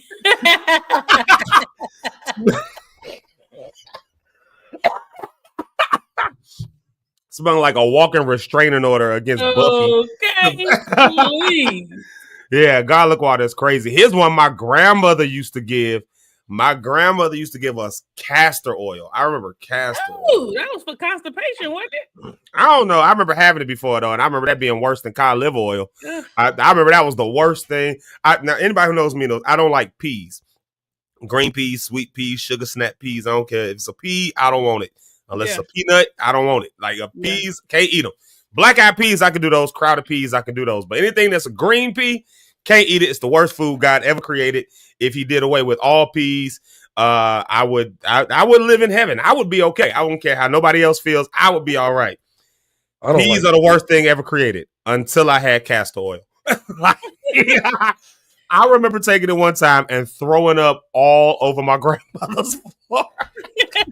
All over her carpet in her bedroom. Oh, God. Yeah. So, yeah. I feel similar how you feel about peas, about bananas. Really? You said that before, and I remember being like, "What is wrong with you?" I don't understand people's obsession with it. Oh my God, they have bananas. Like I don't understand what banana pudding. Oh yum, disgusting. Yes, that's why I remember you hating bananas because you don't like banana pudding. We still got the answer for that, Rhonda on the rocks. Yeah, I don't like pudding in general. Again, it's the texture. I don't. I feel that. You don't like what? What pudding. Are those? Boston cream. You don't like Boston? Oh, well, I guess if you don't like pudding, then yeah, like Boston cream donuts. No. Yeah, that would make sense if you don't like that. So you would hate custard then, I assume, because that's worse than pudding. That's thicker than pudding. Yeah, I don't like the thickness. Now I do like custard from like Culver's, like the ice cream ish. Also, like the frozen custard. Yeah. Now that I can handle, but just regular. Yeah. When people get excited about banana pudding, I be like, y'all are crazy. When the bananas start to get brown, that's the best time to make the banana pudding. When it's smell, woo. Oh my God, Jamaica don't like banana. She likes bananas, but not the banana pudding. So it must be the pudding part of it. See, I'm the kind I can eat pudding all day. Like literally, I go to Dollar General and buy it because I love chocolate pudding, and they got the big sizes because I love snack packs. I will kill a snack pack. Some pudding and some Jello, I will kill it. Like I kill it like a third grader. Like I will sit up watching cartoons, eating pudding, and just be happy. Like, but they at Dollar General they sell the big size puddings. They're like like this is regular puddings are like this. Like look, Eric's eating pudding. Look at that. Hey, snack pack. He did that just to spite me. Well, if you go to Dollar General, they got the big sizes. Food for Less has them too. Kroger, Food for Less, Kroger. They have them too. Like the but it's by snack pack, and it's like the big size puddings that are like adult sizes. And so I have those. Yes. Oh, so Jamaica loves chocolate pudding, and Dre is diabolical for this. Banana pudding is fire without the bananas. That is the most diabolical way to eat banana pudding. Wait, it's not banana. How is it They banana? use banana flavored pudding, That and cookies, and all of the things. That I don't just like put that. Yeah. fruit in it. Yeah, I don't I'm like not that. with that. That's No, like no. saying I want macaroni and cheese with no cheese. That's crazy. These two need to get a room. Seriously, I love chocolate pudding with the hearts, and then here come Red right behind her. I love chocolate pudding too. Get a room. Wait a minute. Falls Central. Right. Y'all, I don't know what y'all doing over there. Wait, what they bring into my neighborhood? They live around the corner from me. Get out of here. What y'all got going? Get a room. Oh God. Side chat. Oh Lord, oh Lord, y'all. I'm getting lost in the conversation.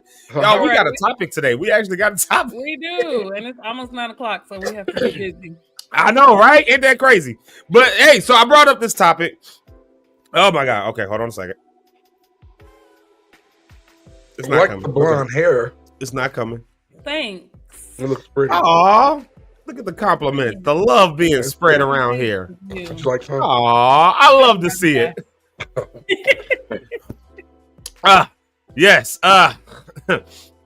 Yes. Relentless. We all want to know the same thing. What is going on, Marcus and Jamaica? What are y'all doing? Do y'all got something y'all trying to tell us? Do y'all like each other? Wait a minute.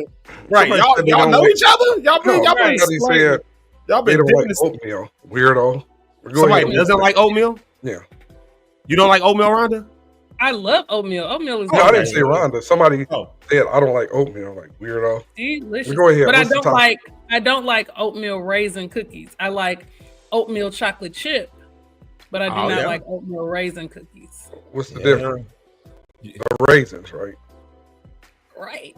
You know what it is about raisins? I like raisins. I don't mind raisins. But you know what it is? When you get a cookie that has raisins in it, and in your mind it's a chocolate chip cookie, and you bite into it and it's a raisin, worst feeling, it makes you hate raisins. It just makes you hate raisins all the time. You be like, because I was expecting something else. But yeah, those double tree cookies, oh my God. The oatmeal with the I don't know if it's almonds or slices. Walnuts. Walnuts. Yes. That's terrible. And then it's like oatmeal cookie with walnuts and That's a bad combination. Oh my God! But that's like what's the stuff? What's the other stuff they be eating? That people eat in the morning. It look like grits, but it's not. Oh, farina? Cream of wheat. Yeah, that sounds nasty. Yeah, cream of wheat is not that great. My dad be eating cream of wheat. I ain't with it. What does it taste It's like? not terrible, but It's not terrible. It's like it tastes like a box. What do you? It tastes like a creamed box. That's what it tastes like. A creamy box. Wait a minute. Here's the question though. You like grits too, Zeke? I love grits. Now I will eat grits. What do you put on yours, Zeke? Sugar. I'm a sugar person. Yeah. Or I'll put shrimp, or I'll just eat them plain or with just butter. Like, yeah. Shrimp and grits make me throw up. What do you, Rhonda? Sugar or salt? Definitely sugar, but I do like to put cheese in it so I can have like that sweet and savory. So I'll put cheese in it and I'll sprinkle a little sugar on top. Fire. Okay. That's why I can am feel that. You good with that? So Relentless is with you. He's not a sugar on the grits person. He said we basically sugar goes on grits. Relentless. Come on, man. Salt. So who wants salty grits? I don't want salt. You know what? My dad puts jelly in his grits. Jelly. Oh, I can see that. He puts jelly in his grits. Probably not a lot, but I could see. I know somebody that put ketchup on their cereal. What? I know a guy too. He don't like milk. You said ketchup on cereal? I know a guy that, not me. I know a guy that like that. And I know a guy who don't like milk. He put water in his cereal. Yeah, that sounds like people who grew up in the projects. Orange juice in their cereal instead of milk. They're what kind of project? What is eating cereal? This is straight out the projects. Strawberry jelly. Jamaica says she don't like strawberry jelly. I'm not a strawberry jelly fan. They can take strawberry jelly and strawberry jelly is superior. I'm starting to like it. I didn't like it. I don't like apple. They can throw apple jelly is kind of good. Have you ever had mixed berry jelly though? That jelly is delicious. Have you ever had apple butter? Yes, definitely not. Also fire. Cracker Never had that before? What? Oh, Cracker Barrel. Yeah. Okay. Like the main thing. It's like one of the main things to put on. What I do hate, and I love it, but I hate is apple juice. Yeah, I'm not a huge fan. It gives me instant diarrhea. I don't need a lot, so give me a glass of apple juice and I'm done for the week. Strawberry. This actually sounds good. Cheerios with strawberry that ice sounds cream. right. I would rock that. I would actually do because strawberry Cheerios are delicious. I don't know What if kind y'all of like ice cream do you like, Rhonda? I love vanilla. I don't like too much chocolate stuff. So I'll eat like chocolate chip cookies. Why did you put two chocolates in Occasionally a there? brownie, but it has to have like ice cream on it. I can't just eat the straight chocolate. And if I eat like a candy bar, it has to have like nuts or something, caramel, something. What? Pause. But yeah, so You say what you meant, but like, the chocolate. Why did you say the chocolate twice? Did that to like put an people emphasis eat, on like, chocolate? like that Or- cake from Portillo's, that chocolate cake. Oh, with the chocolate on the top of it? I love that. Chocolate cake Oh, with yes. chocolate I don't like frosting. that. I don't like birthday cake unless the icing is white. Chocolate cake and has to. Unless And I the don't like icing is that. white? I like white icing on my chocolate. What kind of racist stuff is that? And I don't like that other type of icing. What do you call it? What, they got buttercream and whipped cream. Oh, that's nasty. You don't like buttercream? And I don't like those cakes that have the birthday cakes that's wet tasting. Like, what do you call it? I forgot the name of the cakes. You eat them and it's like, it's nasty. What kind of birthday cake? Like the Mexican cakes, wet? dulce de leche, that dulce. Something like that. de Yeah, leche, yeah. I had them in something. California. It was terrible. Yeah, you definitely had Mexican stuff. That's that dulce. Yeah. My sister put me on that. My sister Kelly put me on those. I'm not a huge fan of those. Yeah, they are very creamy tasting. Creamy, yeah, They're good Like also. tiramisu? Yeah. You don't like that tiramisu? No, I not at don't all. like tiramisu. I don't like anything Not at that tastes like coffee unless it's hot coffee. Like Oh, okay. I don't like You iced like coffee. iced coffee? Hate iced I coffee. love iced coffee. I love Can't it. stand it. Can't stand it. Like Love it. Love, mm-mm. love, You ever had Mm. hot iced tea? What a creep. No, I do that. I do that kind of stuff. I go to McDonald's, ask for a hot iced tea, or I tell them I want a cheeseburger with no cheese. Do that. Go through drive-thru and say I want the cheeseburger meal. I want 2 cheeseburgers, but hold the cheese. They're like, well, you want hamburgers? What did I just say I wanted? I want 2 cheeseburgers with no cheese. Lord have mercy. They'd have come out actually literally holding the cheese, gave you 2 cheeseburgers, holding a piece of cheese. Right. We've done that. Hey, what would you have said then? That's I would have Tell them threw the on your windshield. or tell them you want sugar-free iced tea. It's stuff y'all don't. I do that to people, but anyway, I'm sorry. We can get back to it. yeah. I feel like No, we're all trying that to stuff is avoid good. our topic. No. I'm with the topic. What is the topic anyway? Well, We're the talking about topic rejection. is over the thing of rejection, right? Oh, And yeah. yesterday I said, dealing with divorce. But here's the thing: everybody ain't been divorced. A bunch of people have been divorced, and that is a form of rejection. But if we were to expand rejection out, obviously, like I kind of gave in the pre-introduction when the show first came on, rejection goes so many ways. Whether that was a missed opportunity, an opportunity you felt like you were supposed to have, you were qualified for it, you were at the right place, the right time. Maybe somebody even promised you could get it. Like Kanye West doing that song with about Jay-Z. Not only did he told me I couldn't spit it, Colleen told me I could buy 2 tickets. Like, wait a minute. Hold on. We're talking about Jay-Z. I don't know if y'all know that song, Big Brother, from way back in the day, Kanye West. But anyways, it was like basically to say like, yo, like I thought we rocking and you gonna make me buy some tickets. Like that's rejection. That feels like rejection. Or maybe it was, you thought that you were going to be able to date somebody and it was going to be all fine, well and good. And then you got ghosted. You just got ghosted. You ain't heard from them no more. You ain't seen them no more. And there's 2 sides to all of these coins. Cause for some of it, maybe we've been the ones who did the rejecting, who were on the other side that gave somebody something that made them feel rejected. I was a little vulnerable the other day, I think on Monday when I said, that when I was going through my thing over the last few years, been going through my thing and just did not reach out to people like I used to, just did not, we had different events and things that came up and I just did not really, invite some of those same people that had rocked with me for so long. And it was nothing it had nothing to do with them. I can't stand them niggas. I don't want to be around. It had nothing to do with that. It was really all about me. But on the receiving end of that, the impact was Zeke has rejected me, right? So I can be vulnerable on both sides of this. But on the other side, I've received rejection where I thought that, I'm married now. So, hey, I'm married now. I can shout for the glory on that. But I remember still what it feels like when I was about to be married the first time, man. I was with this person forever and a day. Like, I mean, we was together for a long time, all the way through basically my whole college career. And then right after college and all that, we were looking at moving together. And then that just, she called it off one day. And it was like, I didn't know what to do with that. I mean, that was the first time I remember driving to my parents' house, because I had my own house at that time. And I drove out to my parents' house in Hopkins after I got off work. And I'll be a little vulnerable here. And, you know, I hope that if she hears this, that she doesn't think I'm throwing shots, because God bless her, wherever she is. But I ain't got nothing to do with that at this point. But my story is my story and hers is hers. So she can get on her platform and tell her story. But my story is basically, I was at work one day. I was at work in the afternoon. We had just made up because we had called it off. And then we called it back on, had a long conversation, got back together. We said it's on. And then that was Sunday night. Monday afternoon or Monday evening, I'm on my way out of work. I was still working in the corporate world at that time. She calls me on the phone and tells me that we're not going, that she doesn't want to continue on. I felt hurt because, one, it was over the phone. What you doing calling me on the phone to tell me this instead of coming to me? Like, we're engaged. We not like just we didn't just go on a few dates over the last couple months. Like, we're engaged and we've been together for years. And you called me on the phone to tell me this. I mean, I didn't know what to do.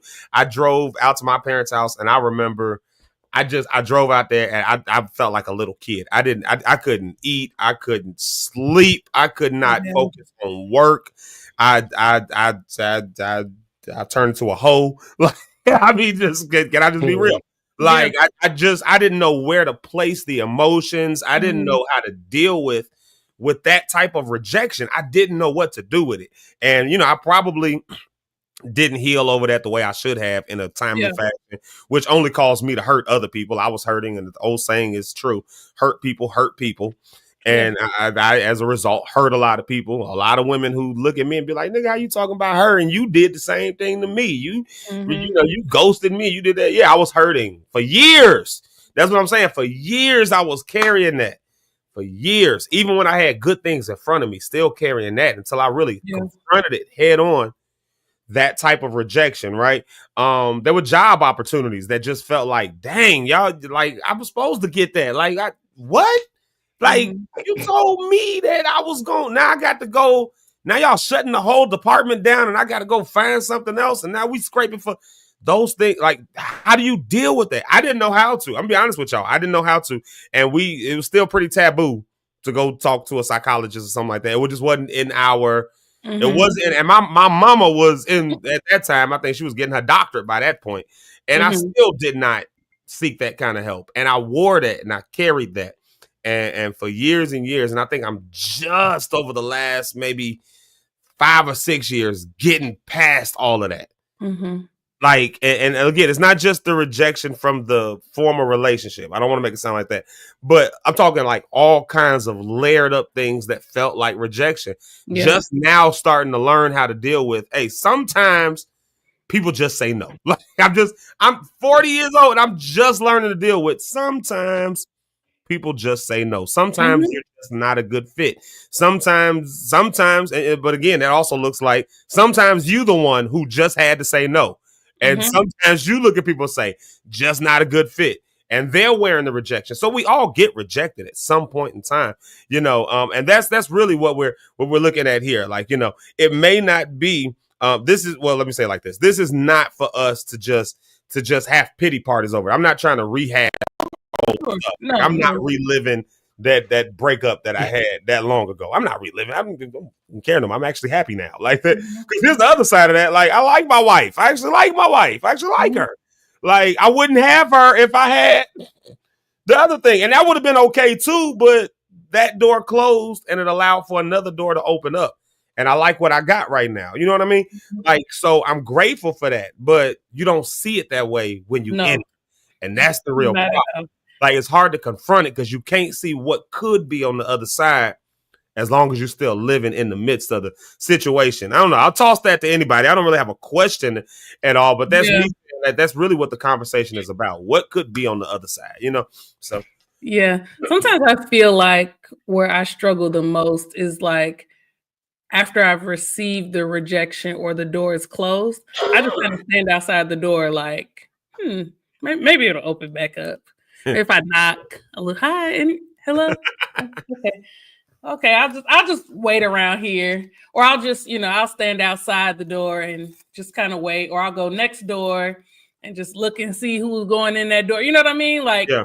I still kind of linger.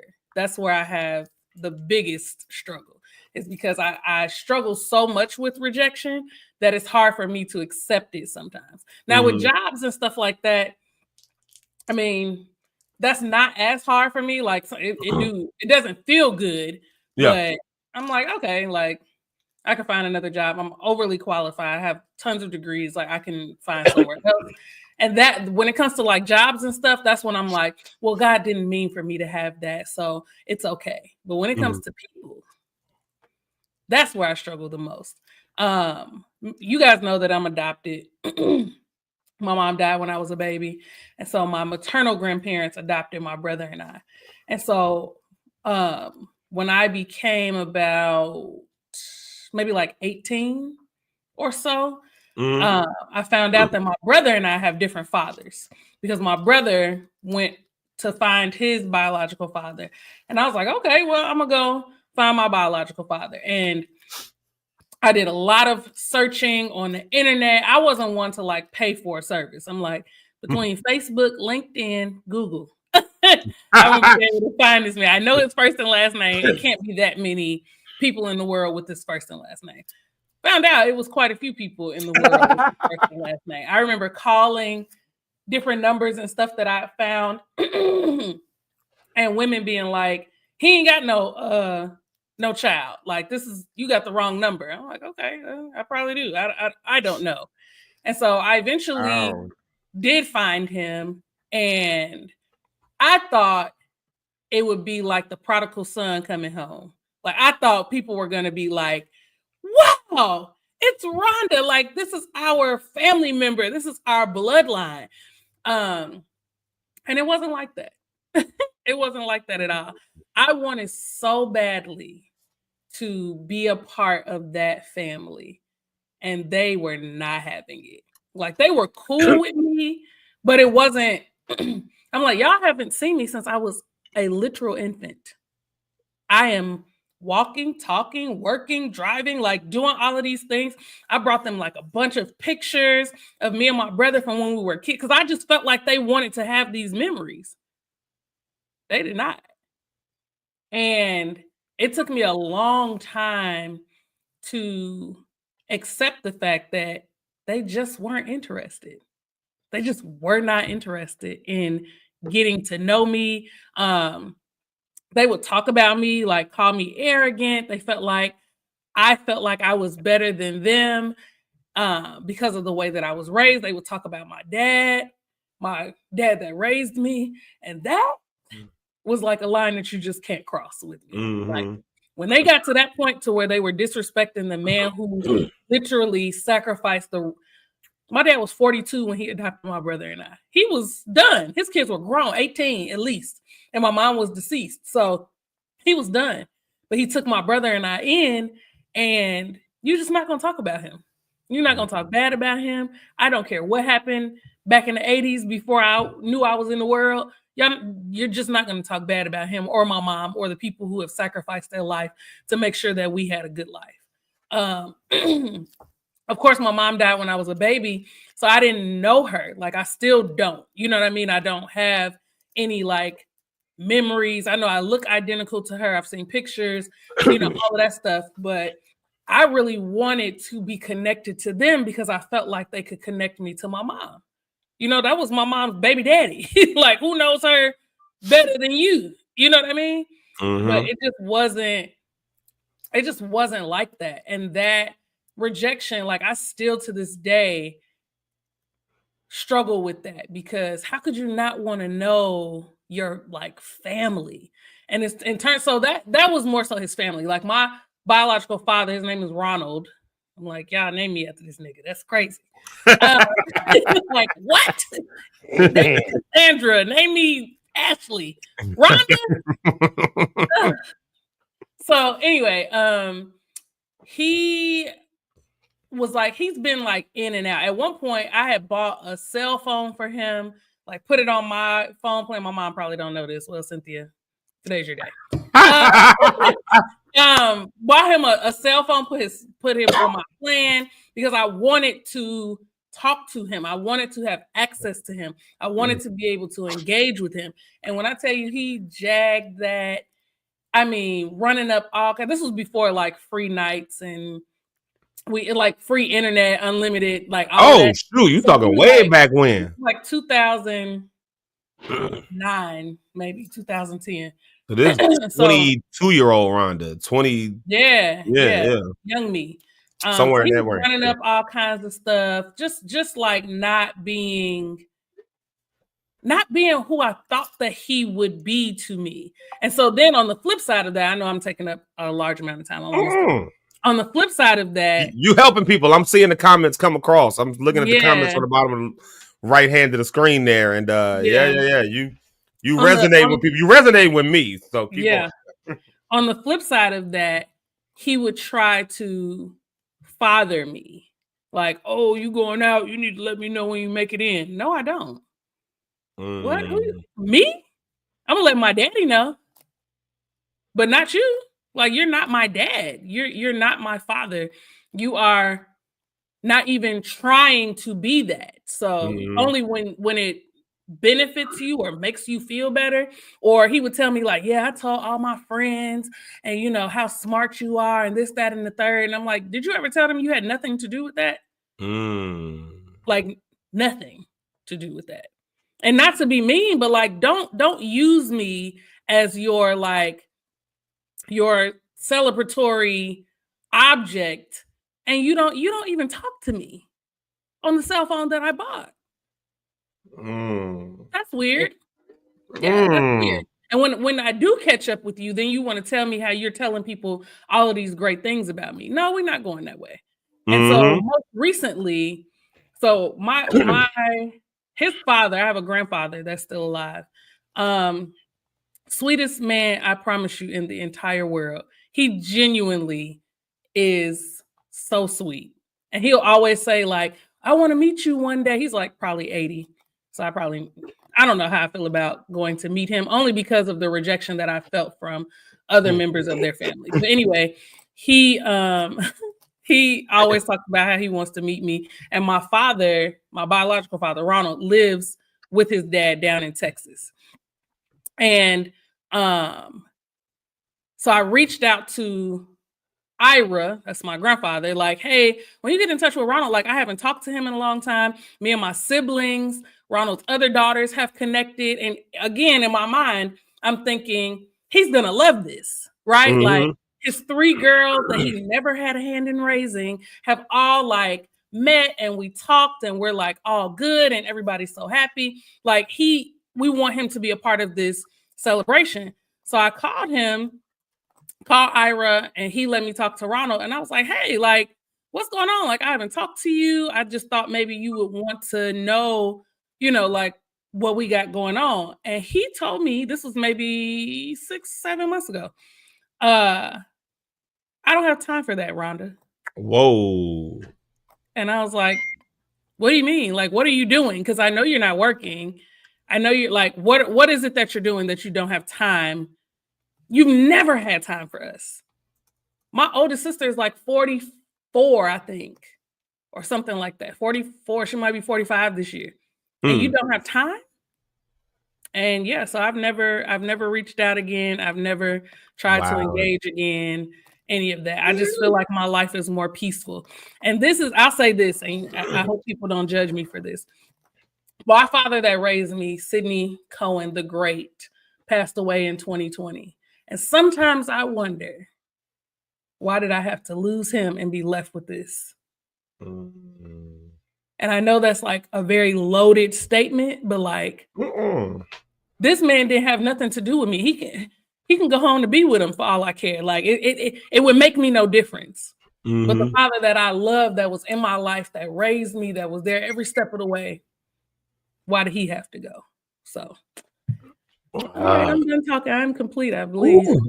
Not the I am complete. I told that to Bill Ellis yesterday. I said, I am complete. I was telling him something. I was like, I typed, I am complete. Let me do this real quick. I want to stay right there for a second because Rhonda, I want to hit some of the comments that were in here because we a Lockstock community, and the Lockstock community, you know, we support each other when we're being vulnerable like this, and people are definitely resonating with what you're saying. But I want to bring Rich to the stage. I'm not going to do a music break right here just for the sake of time. I'm just going to bring Rich to the stage, but we got to bring him up right. Rhonda, you talking good right now, Rhonda. I just got to let you know you talking good because we're going to get vulnerable today. I'll tell you. See, quick question. This yes, sir. All the way off topic. Someone just asked me, at your church, what does APC stand for? Apostolic Pentecostal Church. Okay. APC Morgan Park. Apostolic Pentecostal Church of Morgan Park. APC Morgan Park.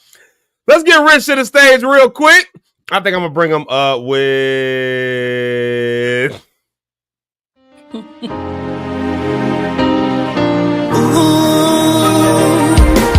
was born. Eric! Oh, Eric! Come on, Eric! You ain't been walking on the block. The pride of the Son of God. Hey! I was born. I'm gonna be singing this song on a Sunday. Watch. On Sunday, it's gonna come out. I'm telling y'all. I was born by the blood of the Son of God. The blood of the Son of God. By the blood of Jesus Christ. I was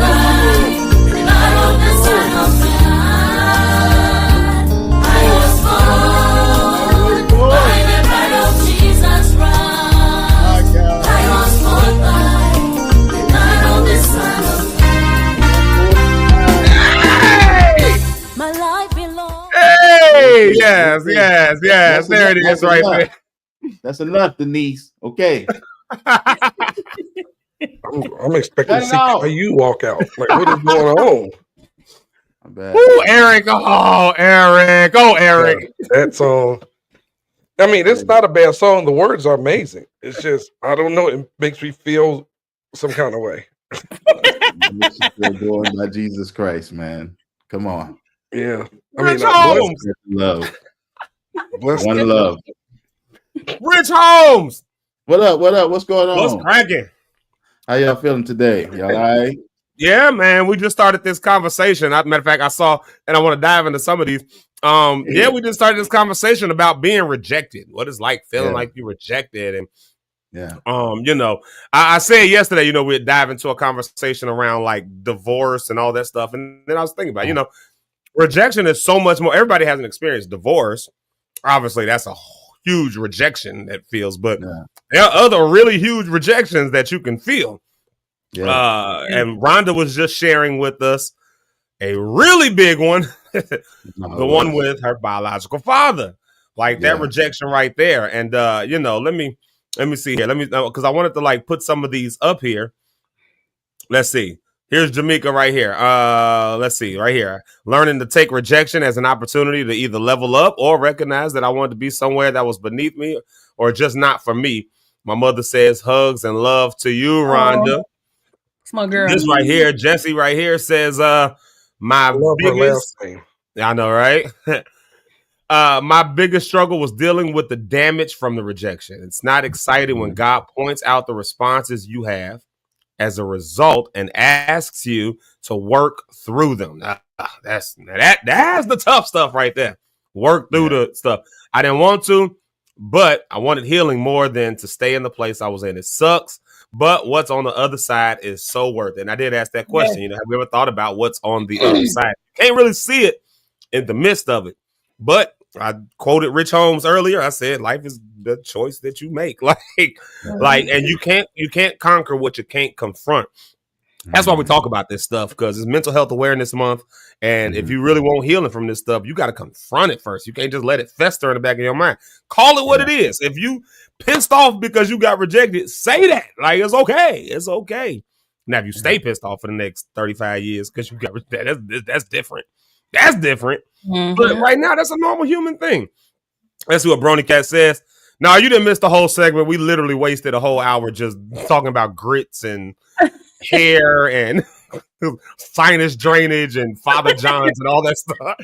Yeah. We literally just started Castor talking about oil. this about 10 minutes ago. So we are so behind. Oh, this is the one I was looking for. Yeah. I've been there, Rhonda. Faith them. We your family now. This sound like some gang initiation. We your family now. Period.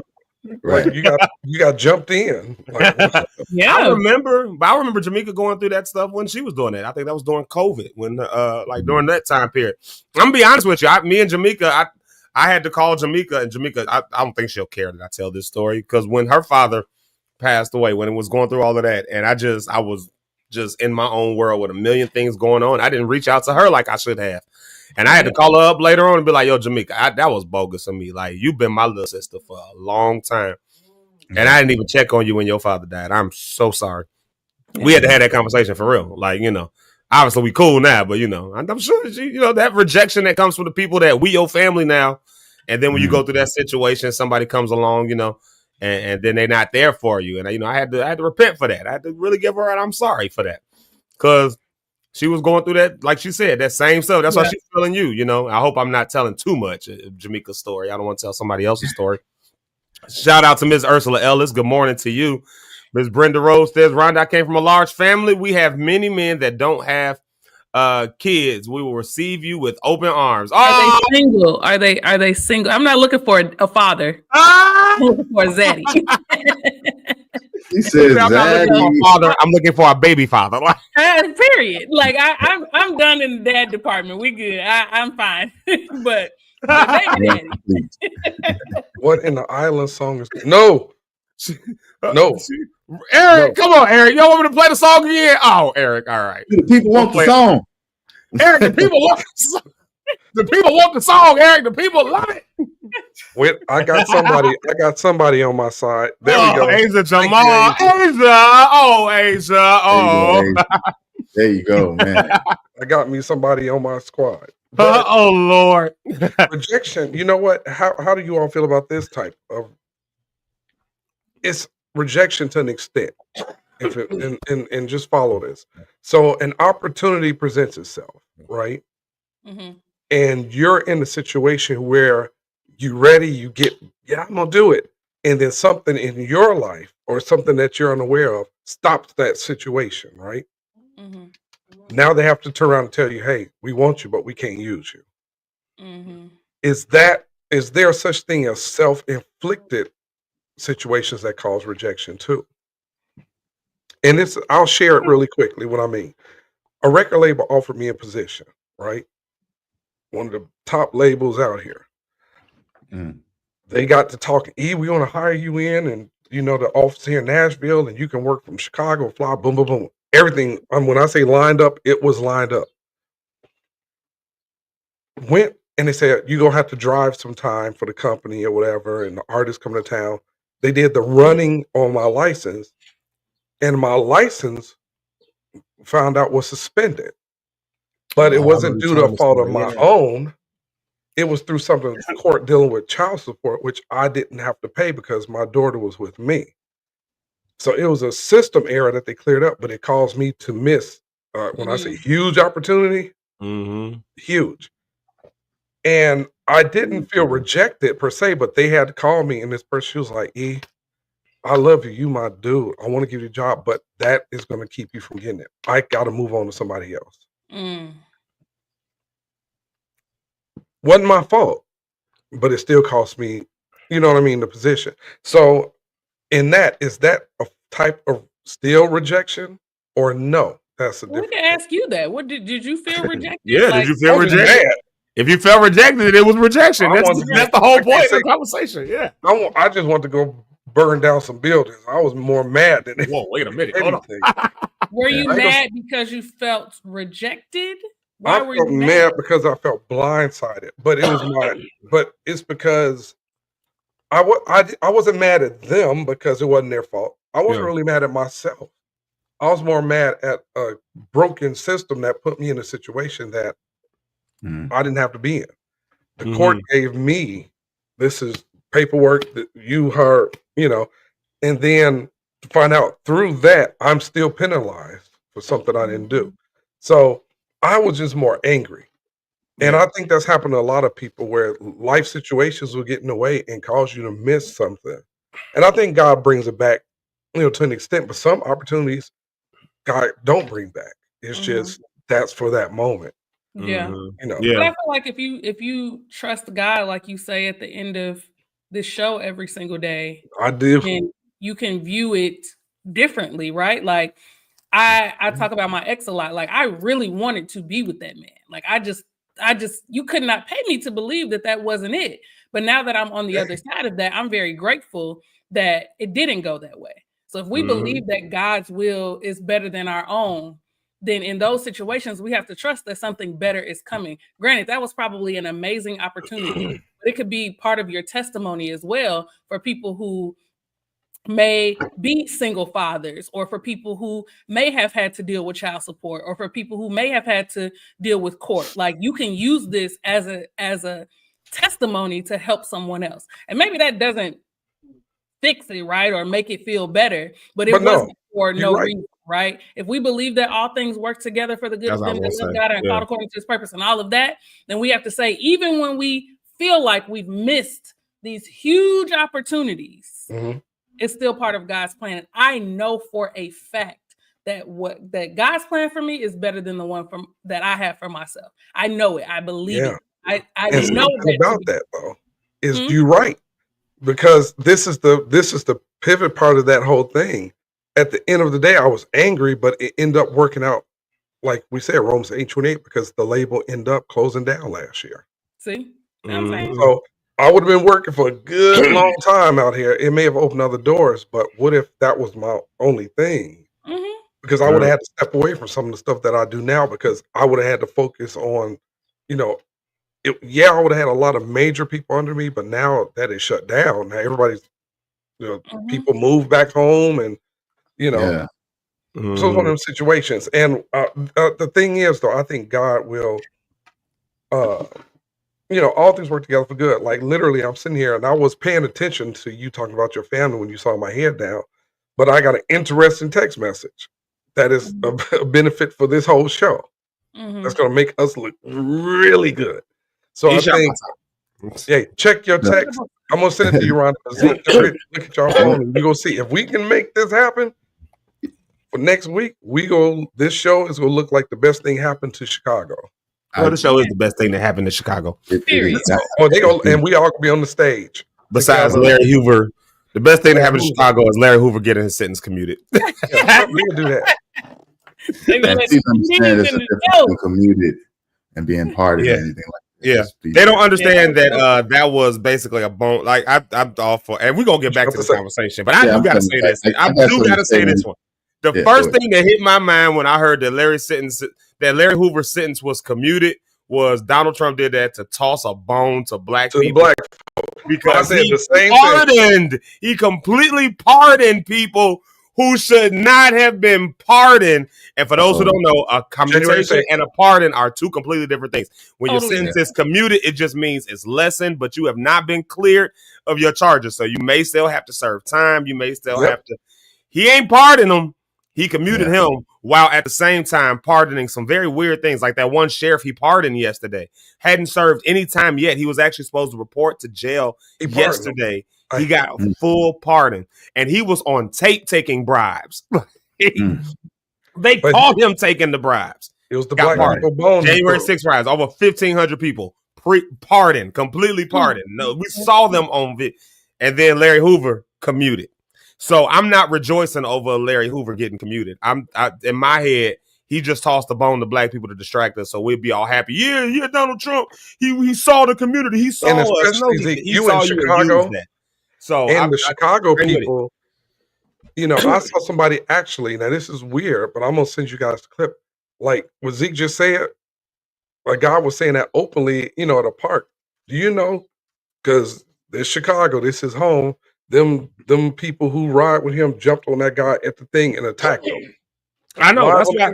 That's why you gotta be careful because they'll come for you. But it's not. Again, I'm for the thing. Like we gonna free him. That's what I'm with. If we gonna free him, pardon him. Don't just throw us a bone to try to keep us quiet so that y'all can do pardoning all the real criminals on the other side talking about Larry forgive Hoover. all the white Africans. Yeah, they're being abused and killed and murdered. Yeah, like stuff like that. That guy's about to. I'm but did you see the white guy who was from there, the rich guy from over there, said that ain't true. He told Trump this way, that ain't true.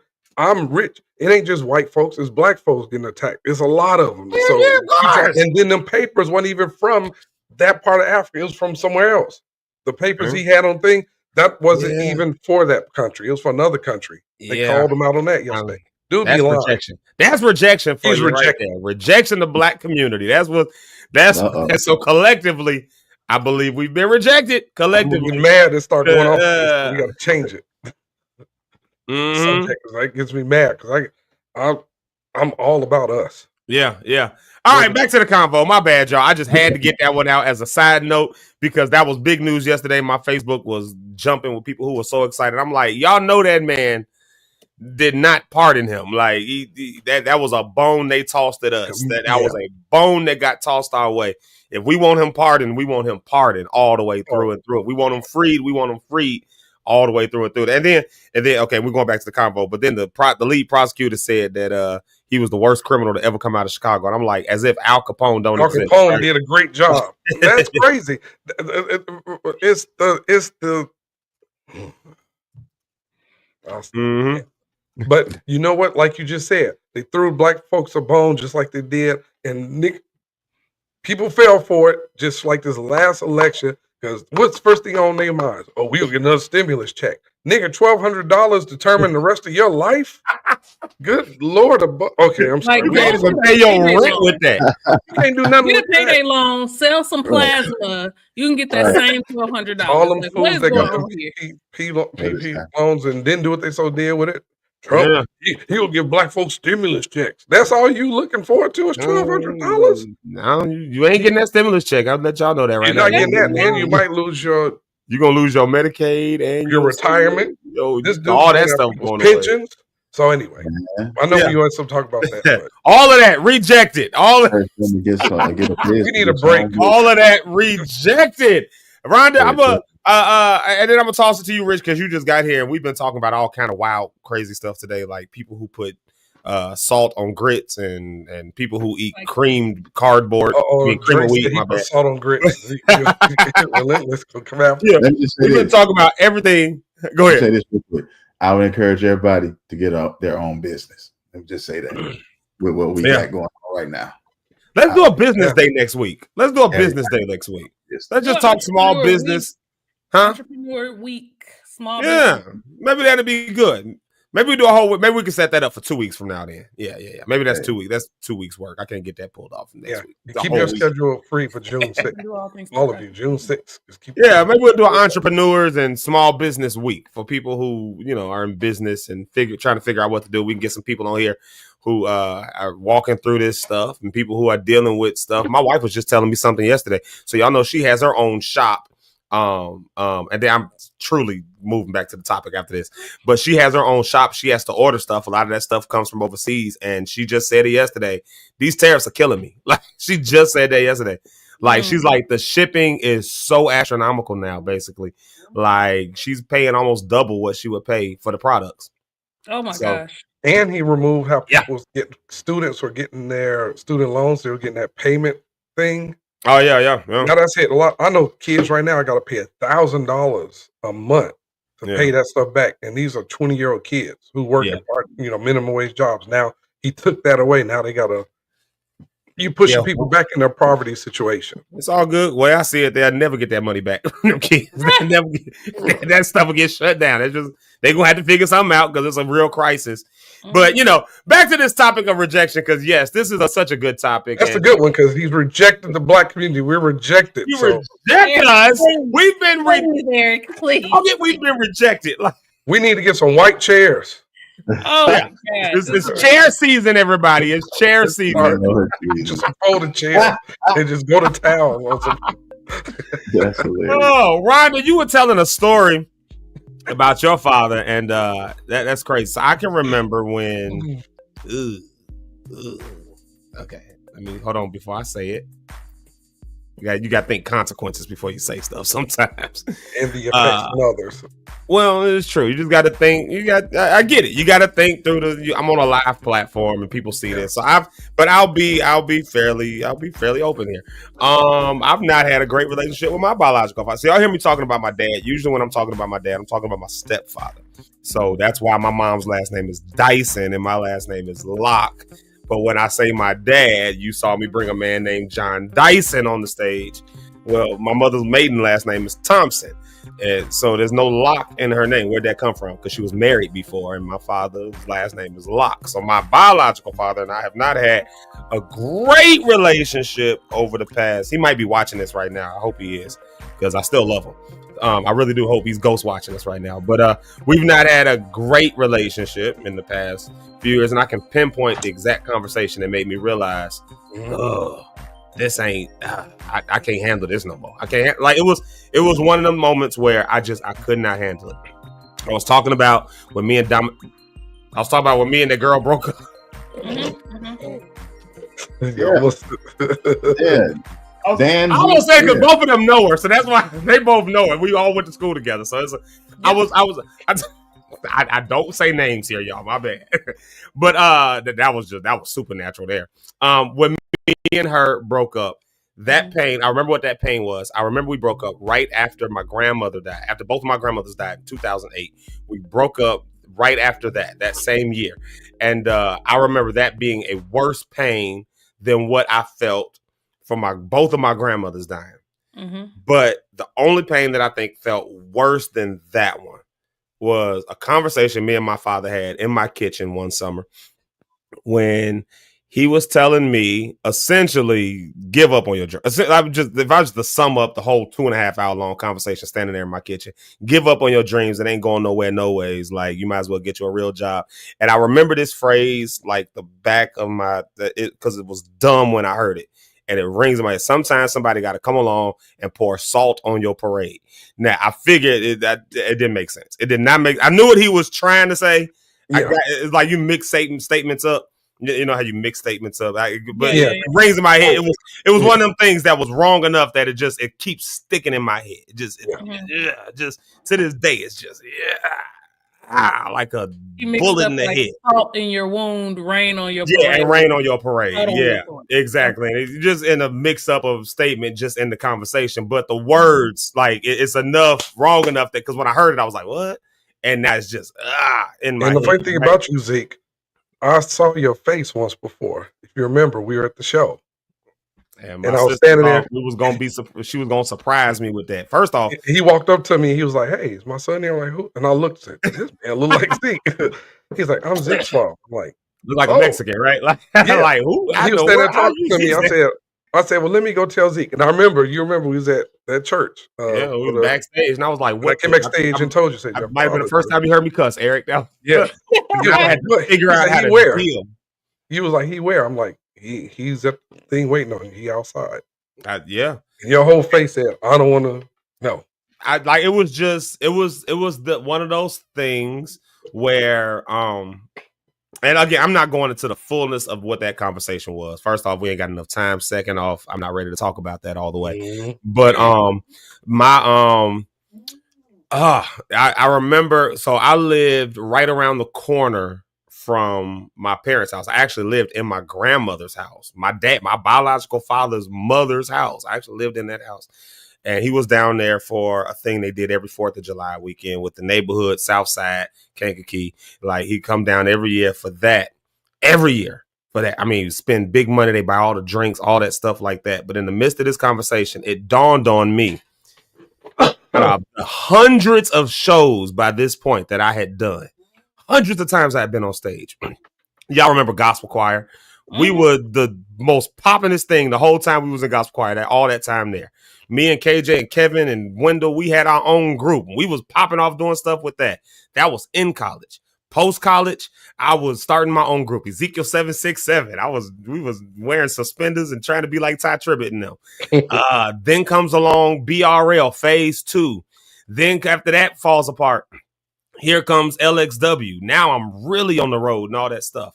I could count at this point. By the time we had that show, Eric, By the time we had that show, and of course I'm talking about the conversation we had, but by the time we had that show, I think now I can count 4 times because of that show that my father's ever seen me perform. 4 times ever on the stage. One of the times was an accident because they were late to my niece's baby dedication. They were late, so for fill up time, I was just singing a song to give them a chance to get in there. So they came in while I was singing. So when I saw them again later, it was like, "Oh, I didn't even think you were so shy. You be so shy." I was like, "Who is this person?" But I've been doing that for years at this point.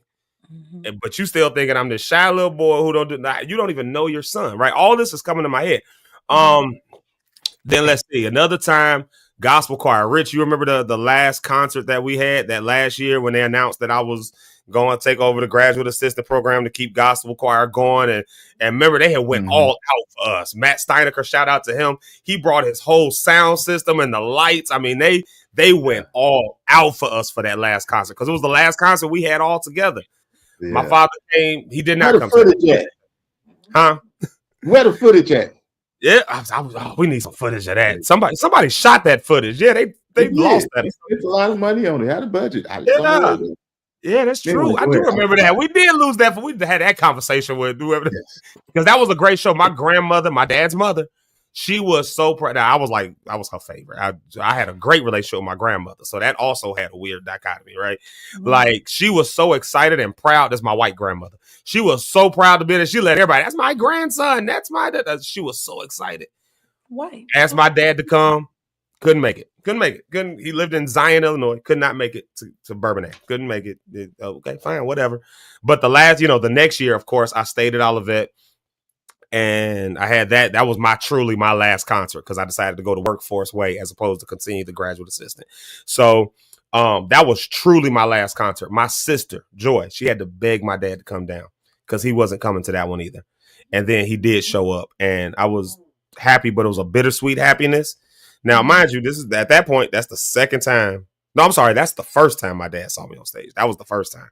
The second time was the baby dedication. I'm lying. He ain't seen me 4 times. He seen me 3 times because the third time was the James Fortune gig. Oh, all of the shows I've done. Did you the one we did, Fred, the Christmas? No, James Fortune. That was our show, right? The James Fortune gig that we did and we sang Favor with him and all that. You just showed me the picture of it the other day. Was that the one Fred was at too? Oh, that's 2 different ones. No, that's 2 different ones. Okay, yeah, right. Yeah, so it was the night that he surprised me with him being there. So those are the times out of all the times that my father saw me. Now, here's why I said all of that. Because anybody who knows me knows I be out. When I'm really moving, we moving. I may have sat down for a minute, but when we was moving, we moving. Like we doing shows every weekend. We around the country. We all over the place. My dad couldn't come to none of that, but I got a brother, and this is where the real dichotomy comes in because my brother went to school in Baton Rouge. My dad lives in Zion, Illinois. My brother played football in Baton Rouge. My dad was at least 5 or 6 of those games every year. They drove down all the way to Baton Rouge to be at the game, but you can't come 1.5 hours, 2 hours to Kankakee to see me at a thing. What about the times I was in Chicago? How about the time I was in Racine? We had 2 or 3 times with gospel choir in Racine. Racine is 20 minutes from Zion. My dad didn't make those. So when I started putting all of those pieces together, and then in that conversation, he said to me, and I'm being super vulnerable right now, y'all. This might not stay on the air. This might get edited out. Like and that's just me dealing with it still. But I remember him saying to me, yeah, I know people. I didn't know that apparently my dad was a bass player when he was in the military and did the whole thing in Germany and had an album and all this. He's like, I know all these people in the industry. I know this person in the industry and this person and your brother. I'd introduce him to your brother, but I knew I didn't introduce him to you because that was rejection to me. And when I heard that, it was like, so you telling me you hate me so much that you know I got a dream, something I'm after, and you claim to have this knowledge and all of that you done had, and instead of steering me down the right way, you just put your foot in my neck, won't even show up to stuff, and then tell me to my face that you introduced all these people who could help my career when I'm in a moment when, I kid y'all not, gas cut off. I'm trying to figure out how to get the gas and the water on so they can come down here and have a party so they can come have a party at my house. But meanwhile, while I'm trying to do all of that, you got the tools that can help me further my career. You gonna sit here and tell me about that? At that point, it was like, you nigga. And I walked around the corner of my parents' house, and my mom was gone, but my dad was there. My stepdad, John Dyson, my dad. He was there, and he just knew something was off. He didn't try to say a whole bunch of stuff. He didn't try to he spoke something into me. And I won't say what he said. He just knew something was wrong. I didn't have to say nothing. I remember sitting there. It was the second time I sat in front of my dad and cried like a baby. I didn't know what to do. I did not know how to handle it. And then after that, my relationship with my father just fell off. Which is why when he showed up to that James Fortune gig, I was like, you doing here? Like, and I was trying to call us, and to the point where I just call me, I don't answer the phone. Text me, I don't respond. Because I to this day still don't know how to deal with it, right? Like, and I'm trying to get past it. I'm trying to get over it. And I'm taking steps. And don't get me wrong, I'm not going to wallow in this forever. Like, there's going to be restored. There's going to be restoration there. I know it. If my dad is watching right now, because sometimes he is watching, he's even commented on here before. And I told y'all, that's my dad, y'all. Like, so if he's watching, I hate where it's at. I do hate where it's at. I hope and pray that it will get better, because it ain't like we all getting younger. Hell, I mean, it's the relationship's so messed up. I think my brother's getting married this weekend. I'm not even going. Like, that's that y'all have it. So I ain't got nothing else to say for me. Y'all go ahead and take it, because I just fucked myself up in this conversation. No. You're good. You're good. That these are real life situations. These are real life things that, I'm sitting here in shock, because I never knew a lot of this about Zeke and his situation. I just know Zeke from being on stage. Like, he's happy, he's jumping, he's screaming, he's singing, he's doing his thing, and he's dealing with stuff like this. Rich, I'm gonna kick it to you, my friend. But to see Zeke to even talk about this in his absence right now, as he takes a moment, I can find joy in this, because this is something that he hardly ever talked about. Amen. And only some of the closest friends, some of the, probably just his wife, if I can be candid, probably only know some of these things. And so even when you hear his music now, because he even has a song that he dedicated to his father, which is amazing. All of those things are therapy as he goes through this challenges and struggles. And it's great to see. You have to find your outlet. What is going to be your way to deal with this? To not wallow in it. Because I love what he even said. Like, he doesn't want to wallow in it. He knows there's an expected end that God and himself want to get to, but I don't know how to deal with it right now. I'm trying different perspectives. I'm learning what this one to say until I figure it out and land what I'm going to land on. Someone has to hear what I got to say. And I want to make sure to encourage him, and we all can encourage him to find your landing spot. And long as you keep going, and I think music is your biggest thing. I think we all say that and sense that.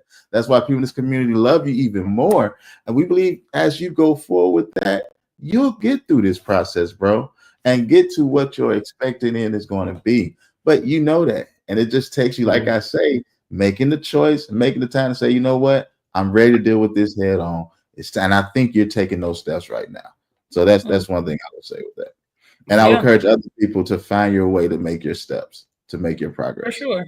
Yeah. And healing is not linear. It is truly a journey. It is something that you do a little bit each day. Some days you don't do none of that healing at all. You're like, I got other stuff to do. I ain't got time to address that. But every single day you learn to just deal with it a little bit more. And I mean, I don't want to make you cry even more, Zeke, so I'm probably not going to say too much directly. Nah, you fine. You good. You good. It's Zeke Live in the morning. That's what we doing. We said we was doing it this week. I know we was going this way, but we did. Yeah, so yeah. Let's go. I want you to be encouraged. I know that you are super grateful for your dad, Mr. Dyson, Pastor Dyson, Bishop. I don't know what his title is. Apostle Bishop. Bishop. Should have been Apostle Bishop. Yeah. Yeah. I mean, I just love how God always makes sure that we're okay. While my biological father didn't have nothing to do with me, he gave me an amazing father who was there for everything, like literally everything. And if he could have lived longer, I know for a fact that he would have. He just didn't get that opportunity. So I just want you to be encouraged and know that, you know, even when you feel rejection from your father or whomever, like God has never rejected you and his favor is all over you. Everything that you do, God's favor is all over you. And that is the reason why this platform exists.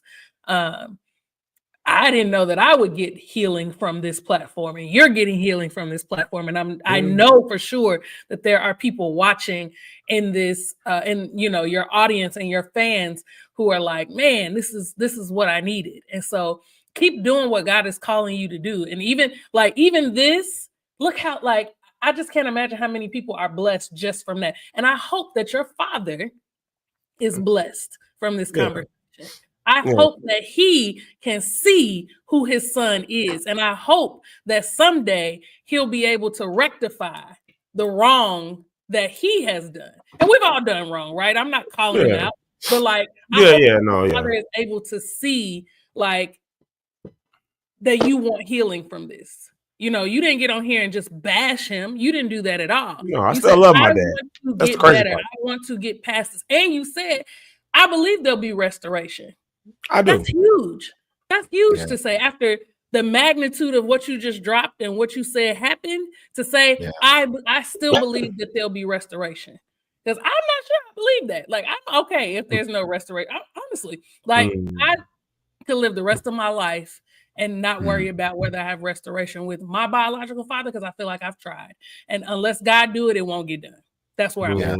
For you to say, like, I believe that there's going to be restoration. That's huge. So I just want to encourage you. You know, we love you. I don't have to say that 1,000 times. Of course. Like, thank you for like sharing that, because the more that we talk about it and the more that we don't hide it, the more that we expose it, now people know how to pray. Right. And I hope that people in the comments will lift up their hands and praying for Zeke as he talked through that. And I believe that more healing is on the way for sure. Yeah. Yeah, you know the crazy part about it. I'm just, as you were talking, I'm just sitting here thinking about it, right? You know, that I'm over. Thank y'all, so I'm over that. but yeah, no, truly, first and foremost, I do love my dad. That's probably the hardest part about it. Most things come from. I heard Richard Gallion say this. You're talking about in acting classes when he said that all emotions that you're showing really do stem from love. What about anger? What about hatred? It stems from love. Why would you be angry at somebody if you didn't like you're angry because you had higher hopes and expectations for? So I do love my father. I do. And but while I was thinking about that, and I said, you know, like it makes me wonder, like, you know, sometimes in the rejection, God does provide you with another thing that, like, I thank God for my father who raised me, who was there, and who, you know, I thank God for. I thank God for my grandfather, all my uncles, and, like, you know, men who have been in my life. That's why I latch on to you so much, because you walked me through like a big brother through a lot of situations, man. You know, like that's real. That's why I'm always giving you props, even though you don't like it, Eric. That's why, because you were like that big brother who helped to walk me through stuff in ways that I didn't have that, right? But I thank God that he did do that. Here's the crazy part about that, though. Then you feel this feeling it creates in you. And Rhonda, maybe you can speak to this. I heard some of this a little bit. I don't want to assume, though. But it creates this feeling of, where do I belong? Like the feeling of not belonging nowhere. So growing up, like I said, I knew my father growing up. It wasn't like we didn't go visit him. It wasn't like we didn't go to this house. It wasn't like we didn't, you know, blow a bag on Christmas for us. It wasn't like that stuff didn't happen growing up. It wasn't like we didn't like have a relationship with him. Also, I got another man I call daddy at home. Like, so daddy's at home, but I got to go up here, and daddy's up here, and these are two different men. So now when I talk about what happened at home, you know, just trying to, like, the mental anguish of trying to figure out, should I call my dad in front of my dad? Because he'll be offended that I'm calling another man dad. Should I? So, like, almost not mentioning stuff that's real in my life, because I'm scared of how it's gonna make you feel. Meanwhile, you Right. can't drive 2 hours to come see me, but I'm worried about how you gonna feel. Like that anguish is that's going to family reunions and being like, I know I carry y'all's last name, but I don't know y'all like that. But at the same time, going to the person who raised me, I don't carry y'all's last name. Yeah. I'm the step kid that just came in. My dad met so do y'all really love me? Do y'all really care for me like that? Because I ain't really one of y'all. My grandmother said that one time. Like, and we had to have that conversation. I don't know if my mom and my dad even know that. We had that convo once, my grandmother. I love her to death. And she said, y'all not really his kids. Y'all like yeah. Wow. I don't know if my parents even know my grandmother once said that before. I don't know. And that's probably why my sister had such issues with that. But you know what, too, Zeke? The reason something you said a minute ago, you said, I still love my father regardless, and I'm still concerned about him. But see, the reason is, honestly, it's the most simple answer because it's your father. You share his DNA. You're always going to feel connection. Let's look at children. We see children that are abused by their parents, beat up, and them kids still want to be with their mom and they still want to be with their father. That's their parent. It's a connection.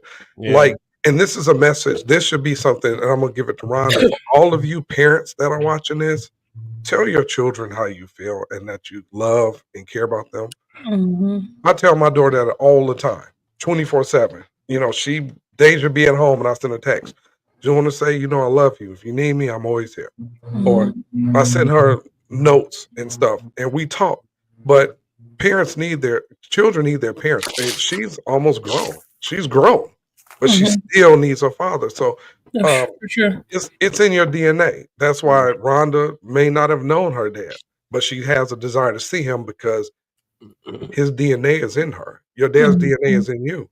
Yeah. That's part of who you are. Those two people made you, so you're always going to desire to know that person or be accepted by that person.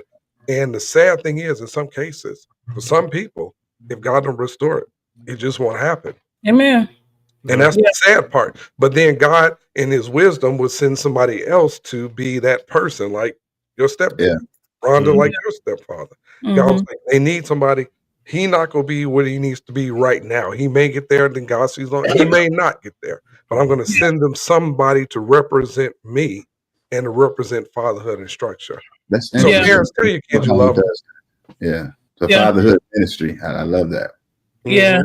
I think for me, I hear that, but I genuinely do not feel a connection to my biological father. I don't.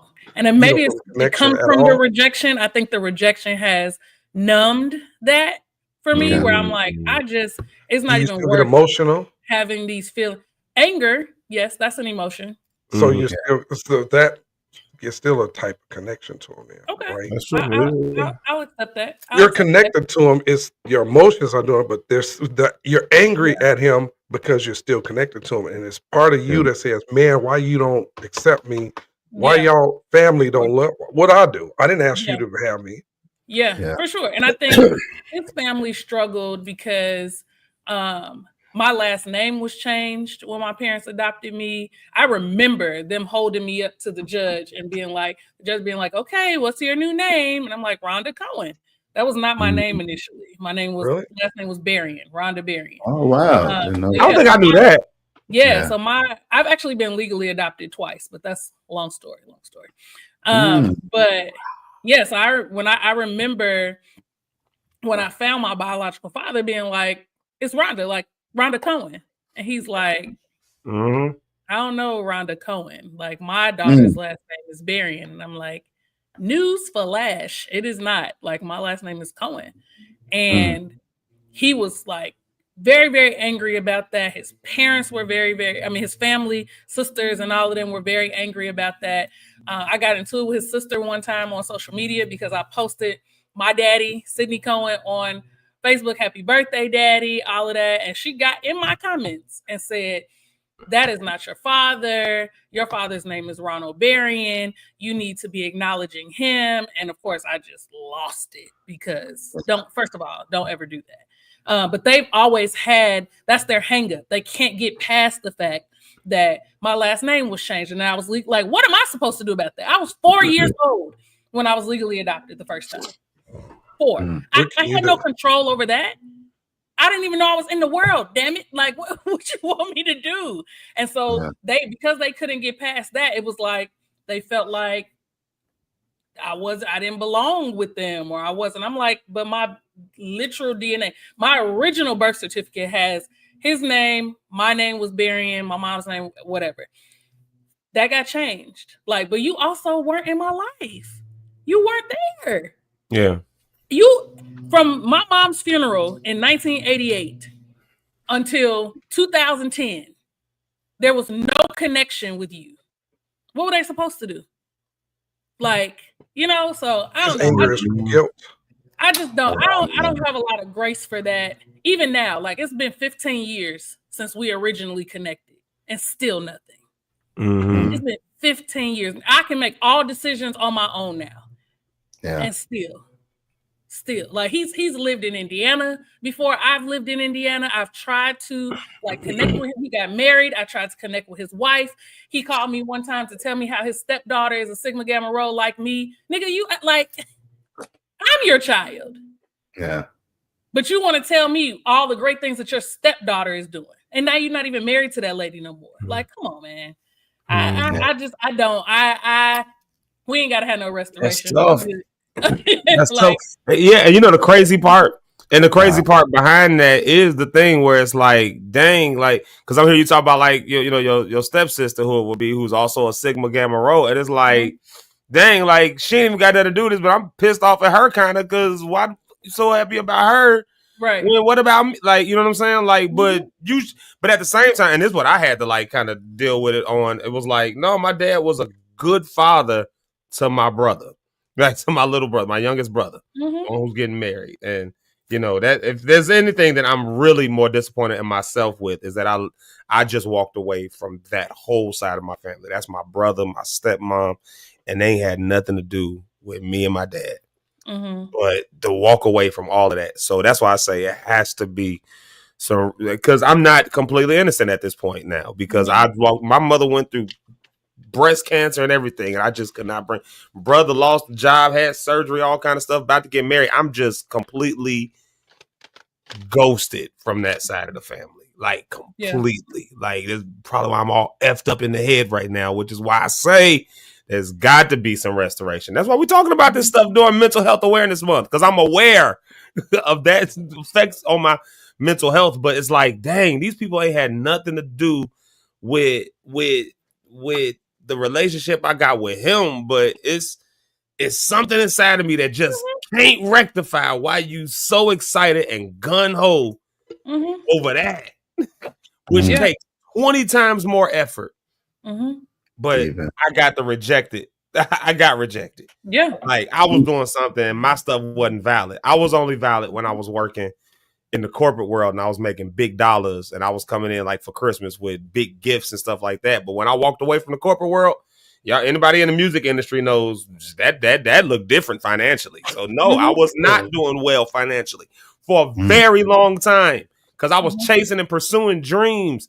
And rather than getting love and the support and, hey, these are you going after your dreams, let me try to help you, instead of getting that, no, you need to go back to the real workforce. You need to do the devil. It was like all of that. And it's like, nigga, you ain't even seen me. You don't even know what I can do. And then one of his friends tells him, oh, yeah, Zeke be playing, because I used to play at this club on Sunday nights.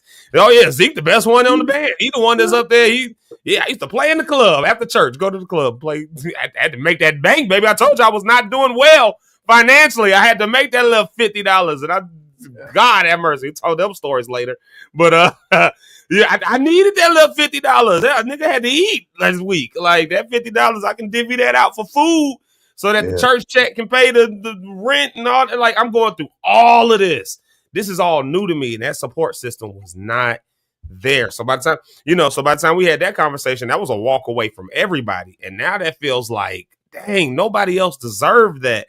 But I feel like you were under, like, how do you deal with, like, nigga, what about me? You know what I mean? And I just had to resolve it at, my dad was a good man to my brother.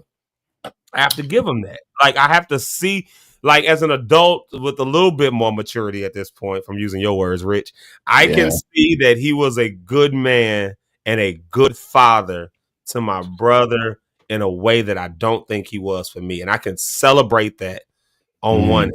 I can celebrate that and applaud the man that my dad is in that way. May not have did it for me, but guess what? My brother deserved to have, because he was a stepfather to my brother. My brother had a biological father. My father got remarried. So my youngest brother on that side is my stepbrother, actually.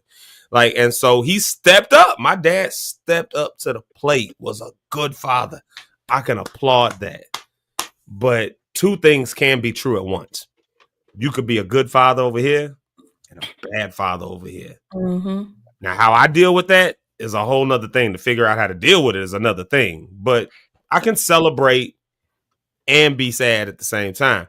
Now, figuring that out, because that's the real cognitive dissonance. Figuring out that dichotomy, that's the tough work. And that's, again, that's why I say there will be restoration. So at some point, restoration is going to happen. And, this is not even where the conversation was supposed to veer to. This is not even where it was supposed to go. We was talking about other stuff, and then we ended up down this road. Me and Rhonda just went all on that way. But, hopefully, like I said, the prayer is not that we waddling in this stuff. I'm not waddling in it. I'm not. I'm really trying to get over it. I'm trying to get past it. I'm trying to do what I need to do in that sense. And I'm saying that to all the other lock stars to say to y'all, like, please, pretty please, if you need like to have that woo-saw moment, if you need to please do whatever you got to do in your whatever it takes, like, and of course we talked about our fathers, but this might be something around a divorce.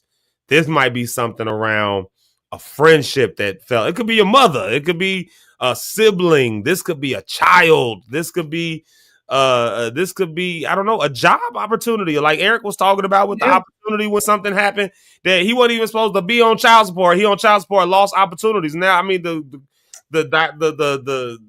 it just you got to approach it head on. At some point, you gotta approach it head on, not so you can wallow in it. So you can make a choice to see it for what it is, and then make a choice of what to do with what you're gonna do with what it is. Are you gonna change it? Or are you gonna let it be? Yeah. Like what you gonna do? You're gonna change it. You're gonna let it be. And if you can't change it, are you gonna accept it? Or are you gonna walk away? But you can't do that until you first approach it head on. And that's why we're doing that in the month of May, Mental Health Awareness Month, because I truly believe, I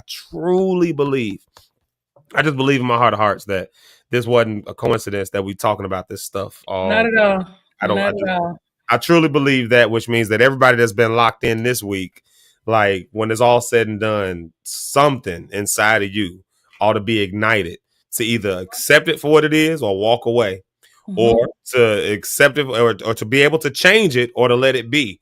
But you got some choices in front of you with things, and I hope that it's causing you to think about those things.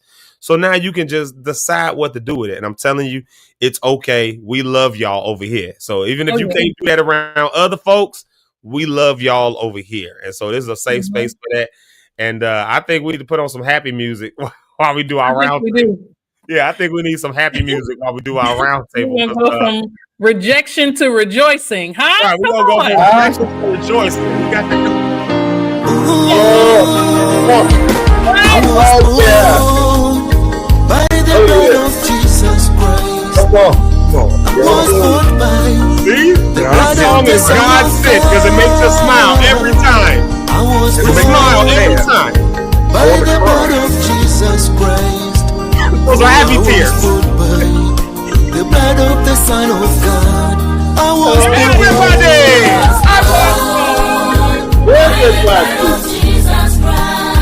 On the outpost. On the billboard. Oh, yeah. It's you.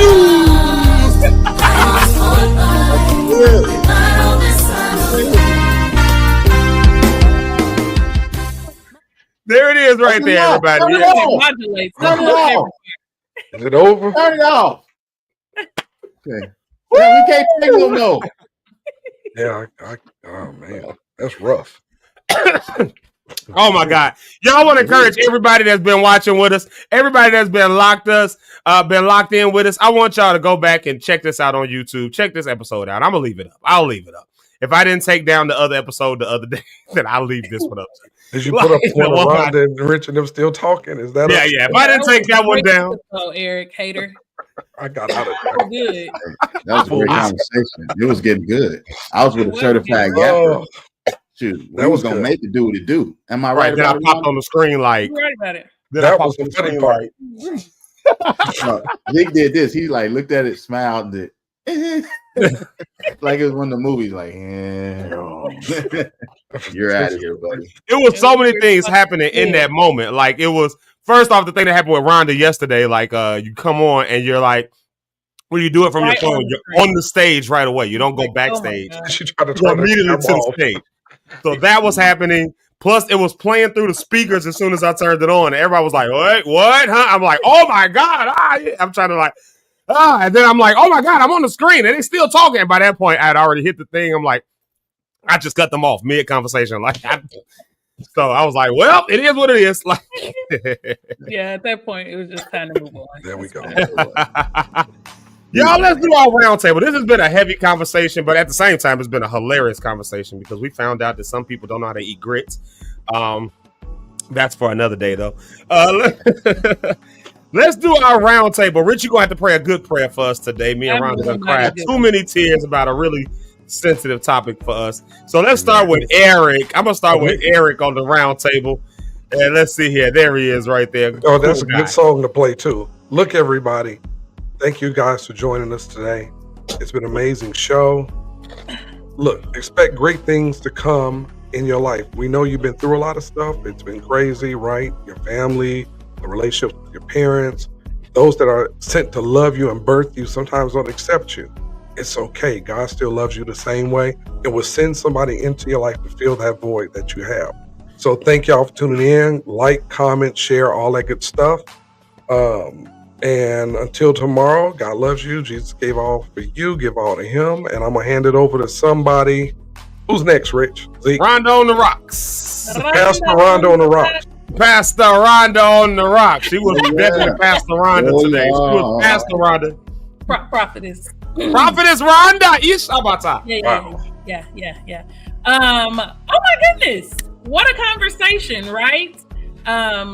That was really heavy, but I am so grateful to have this platform and to be able to share that. Y'all know all of my business now, so you have no choice but to go over to my YouTube and follow me at Rhonda on the Rocks. I am going live tonight. It is unfiltered with my good friend D from the Boy Please Whatever podcast. So if you're not doing anything at 7 p.m. Central Standard Time tonight, come on over to Rhonda on the Rocks YouTube. Now, I will say, you got to be ready, okay? It's not ready in the same way that you need to be ready for Zeke Live in the morning. You got to be ready, in a different kind of way because we be talking good, okay? So join me over there at Rhonda on the Rocks on YouTube at 7 p.m. tonight. Shout out to my mom, Cynthia Cohen, for being in the comments today. I just love when I see her show up in the comments because she supports me and she supports all of the things that I'm doing, and I'm very grateful for that. I love you so much, Mom. I'm gonna kick it to Pastor Rich. Thank y'all. See y'all tomorrow. Yeah. Rich Holmes, everybody. Yeah, man. Rich Holmes, you gotta give us a good prayer, man. Yeah. Hey, listen, let's pray. In moments of rejection, Father God, we actually look towards you, Lord. We turn to you, seeking your love and your grace, not just a car, house, crib, a material blessing, promotion, or anything like that. But in these moments of rejection, Lord, we are looking for your love and we want your grace, Lord God, to acquire it. Help us to remember that our worth, Lord God, is not just in what people tell us or what their opinions is about us, but we find it all in your identity and who you are and who you are through us, Father God. Lord, I just thank you for these moments to be able to talk to people. We thank you, Lord God, that you are healing hearts doing this right now. We thank you, Lord God, that as you have already been the healer who healed our hearts, we're now taking the steps to have eternal health for our life. We're taking the health journeys to move forward, Lord God. And I love what Zeke said even today. He said, maybe we need to go ahead and embrace the rejection and then maybe use it as a divine, God actually putting us in another direction, giving us a new redirection. But help us to go through all that. Grant us courage to forgive those who hurt us, and the strength to let go of burdens and the burdens that weigh us down every day. Thank you, Lord God, for supportive groups. I love the fatherhood ministry, Lord God, that even Eric talked about today, God. We thank you that you're always putting somebody, you're raising up somebody, use their power, their ability, their influence, and their love to help us push past our hurt, to push past what it is that we're going through. May we embrace the scars that happens even during these journeys. Let's embrace the scars as signs of resilience and growth, to let the enemy know that I will not be defeated. I will not let this stop me. But I remember where I was and how God continued to raise me and build me up so I can go ahead and get to the destination and the expected end that God wants me to get to. I thank you, Lord God, that life is still choice driven and we will live by the choices that we choose to make. But I got a hint for you. Choose life. In Jesus' name, amen. Yes, sir. Thank you for that, Doc. I appreciate that, man. Definitely. All right, y'all. We're about to get out of here. I'm toe up, y'all. I ain't gonna lie. I ain't gonna sit here and act like I'm fucking all right. I'm not. It was a good show. And hey, Mama, I'm coming to your house. Go ahead. I might come with you. Look at the mamas both. The mamas both in here today. We got two mamas in here that's telling us the excellent show today, man. Listen. This is a tough topic, y'all. This was tough. I didn't know we was going this way today. So that just opened up a bunch of stuff. So I'm gonna go and figure that out. Let's get out of here. Hey, listen, if y'all not doing anything tonight, if you're not doing anything tonight, and I don't even have that flyer, I should get it loaded up. If you're not doing anything tonight at 9 p.m. Chicago Q, Bishop Ebenard Jordan is going to be there with Clifford Turner and somebody else. I forget who. Yeah. So my understanding is free. I have to check that info for you and maybe post it on my Facebook. 9 p.m. tonight. Call and register. I can put that flyer on my Facebook. I don't have it here. I got two different ones, and I don't know which one I should be using. Yeah. But tonight, Chicago Q. Hit me up if you want more details to that. I can get you at least the information. But that is tonight. And then on Friday, I'll announce this tomorrow. But Saturday, Pastor Bill is doing a thing with AI. We've been talking about a lot of AI stuff and how that's the new industrial revolution. So we're gonna keep talking about that, and he's doing a whole thing on Saturday for his birthday. Matter of fact, tomorrow is his birthday, so y'all wish Pastor Bill a happy birthday. And you are a great opinionator. Yeah, birthday for the great opinionator. Hey, and then of course Miss Ursula Ellis says, "Amen." I'm standing with you on that. Amen, Miss Ursula Ellis. And the mamas have told us excellent show. Mama gave us 5 stars, and man, look at this. Filling your podcast, allowing people to learn how to rise above their circumstances. Oh man, all right, y'all. You can't even read it. I can't even read it. I really can't. I'm toe up. Yeah. It's good though. It's cool. I'm cool. All right, y'all. We out of here. We'll see y'all. Y'all log in with us tomorrow. Y'all lock in. We doing one more heavy topic. It's church hurt and stuff like that. We talk about that all the time. So I think it'll be heavy, but not heavy. So but it's a good one. It's a good one. Then next week we just gonna have a good time. Yeah, I'm with you, E. We're gonna have a good time next week.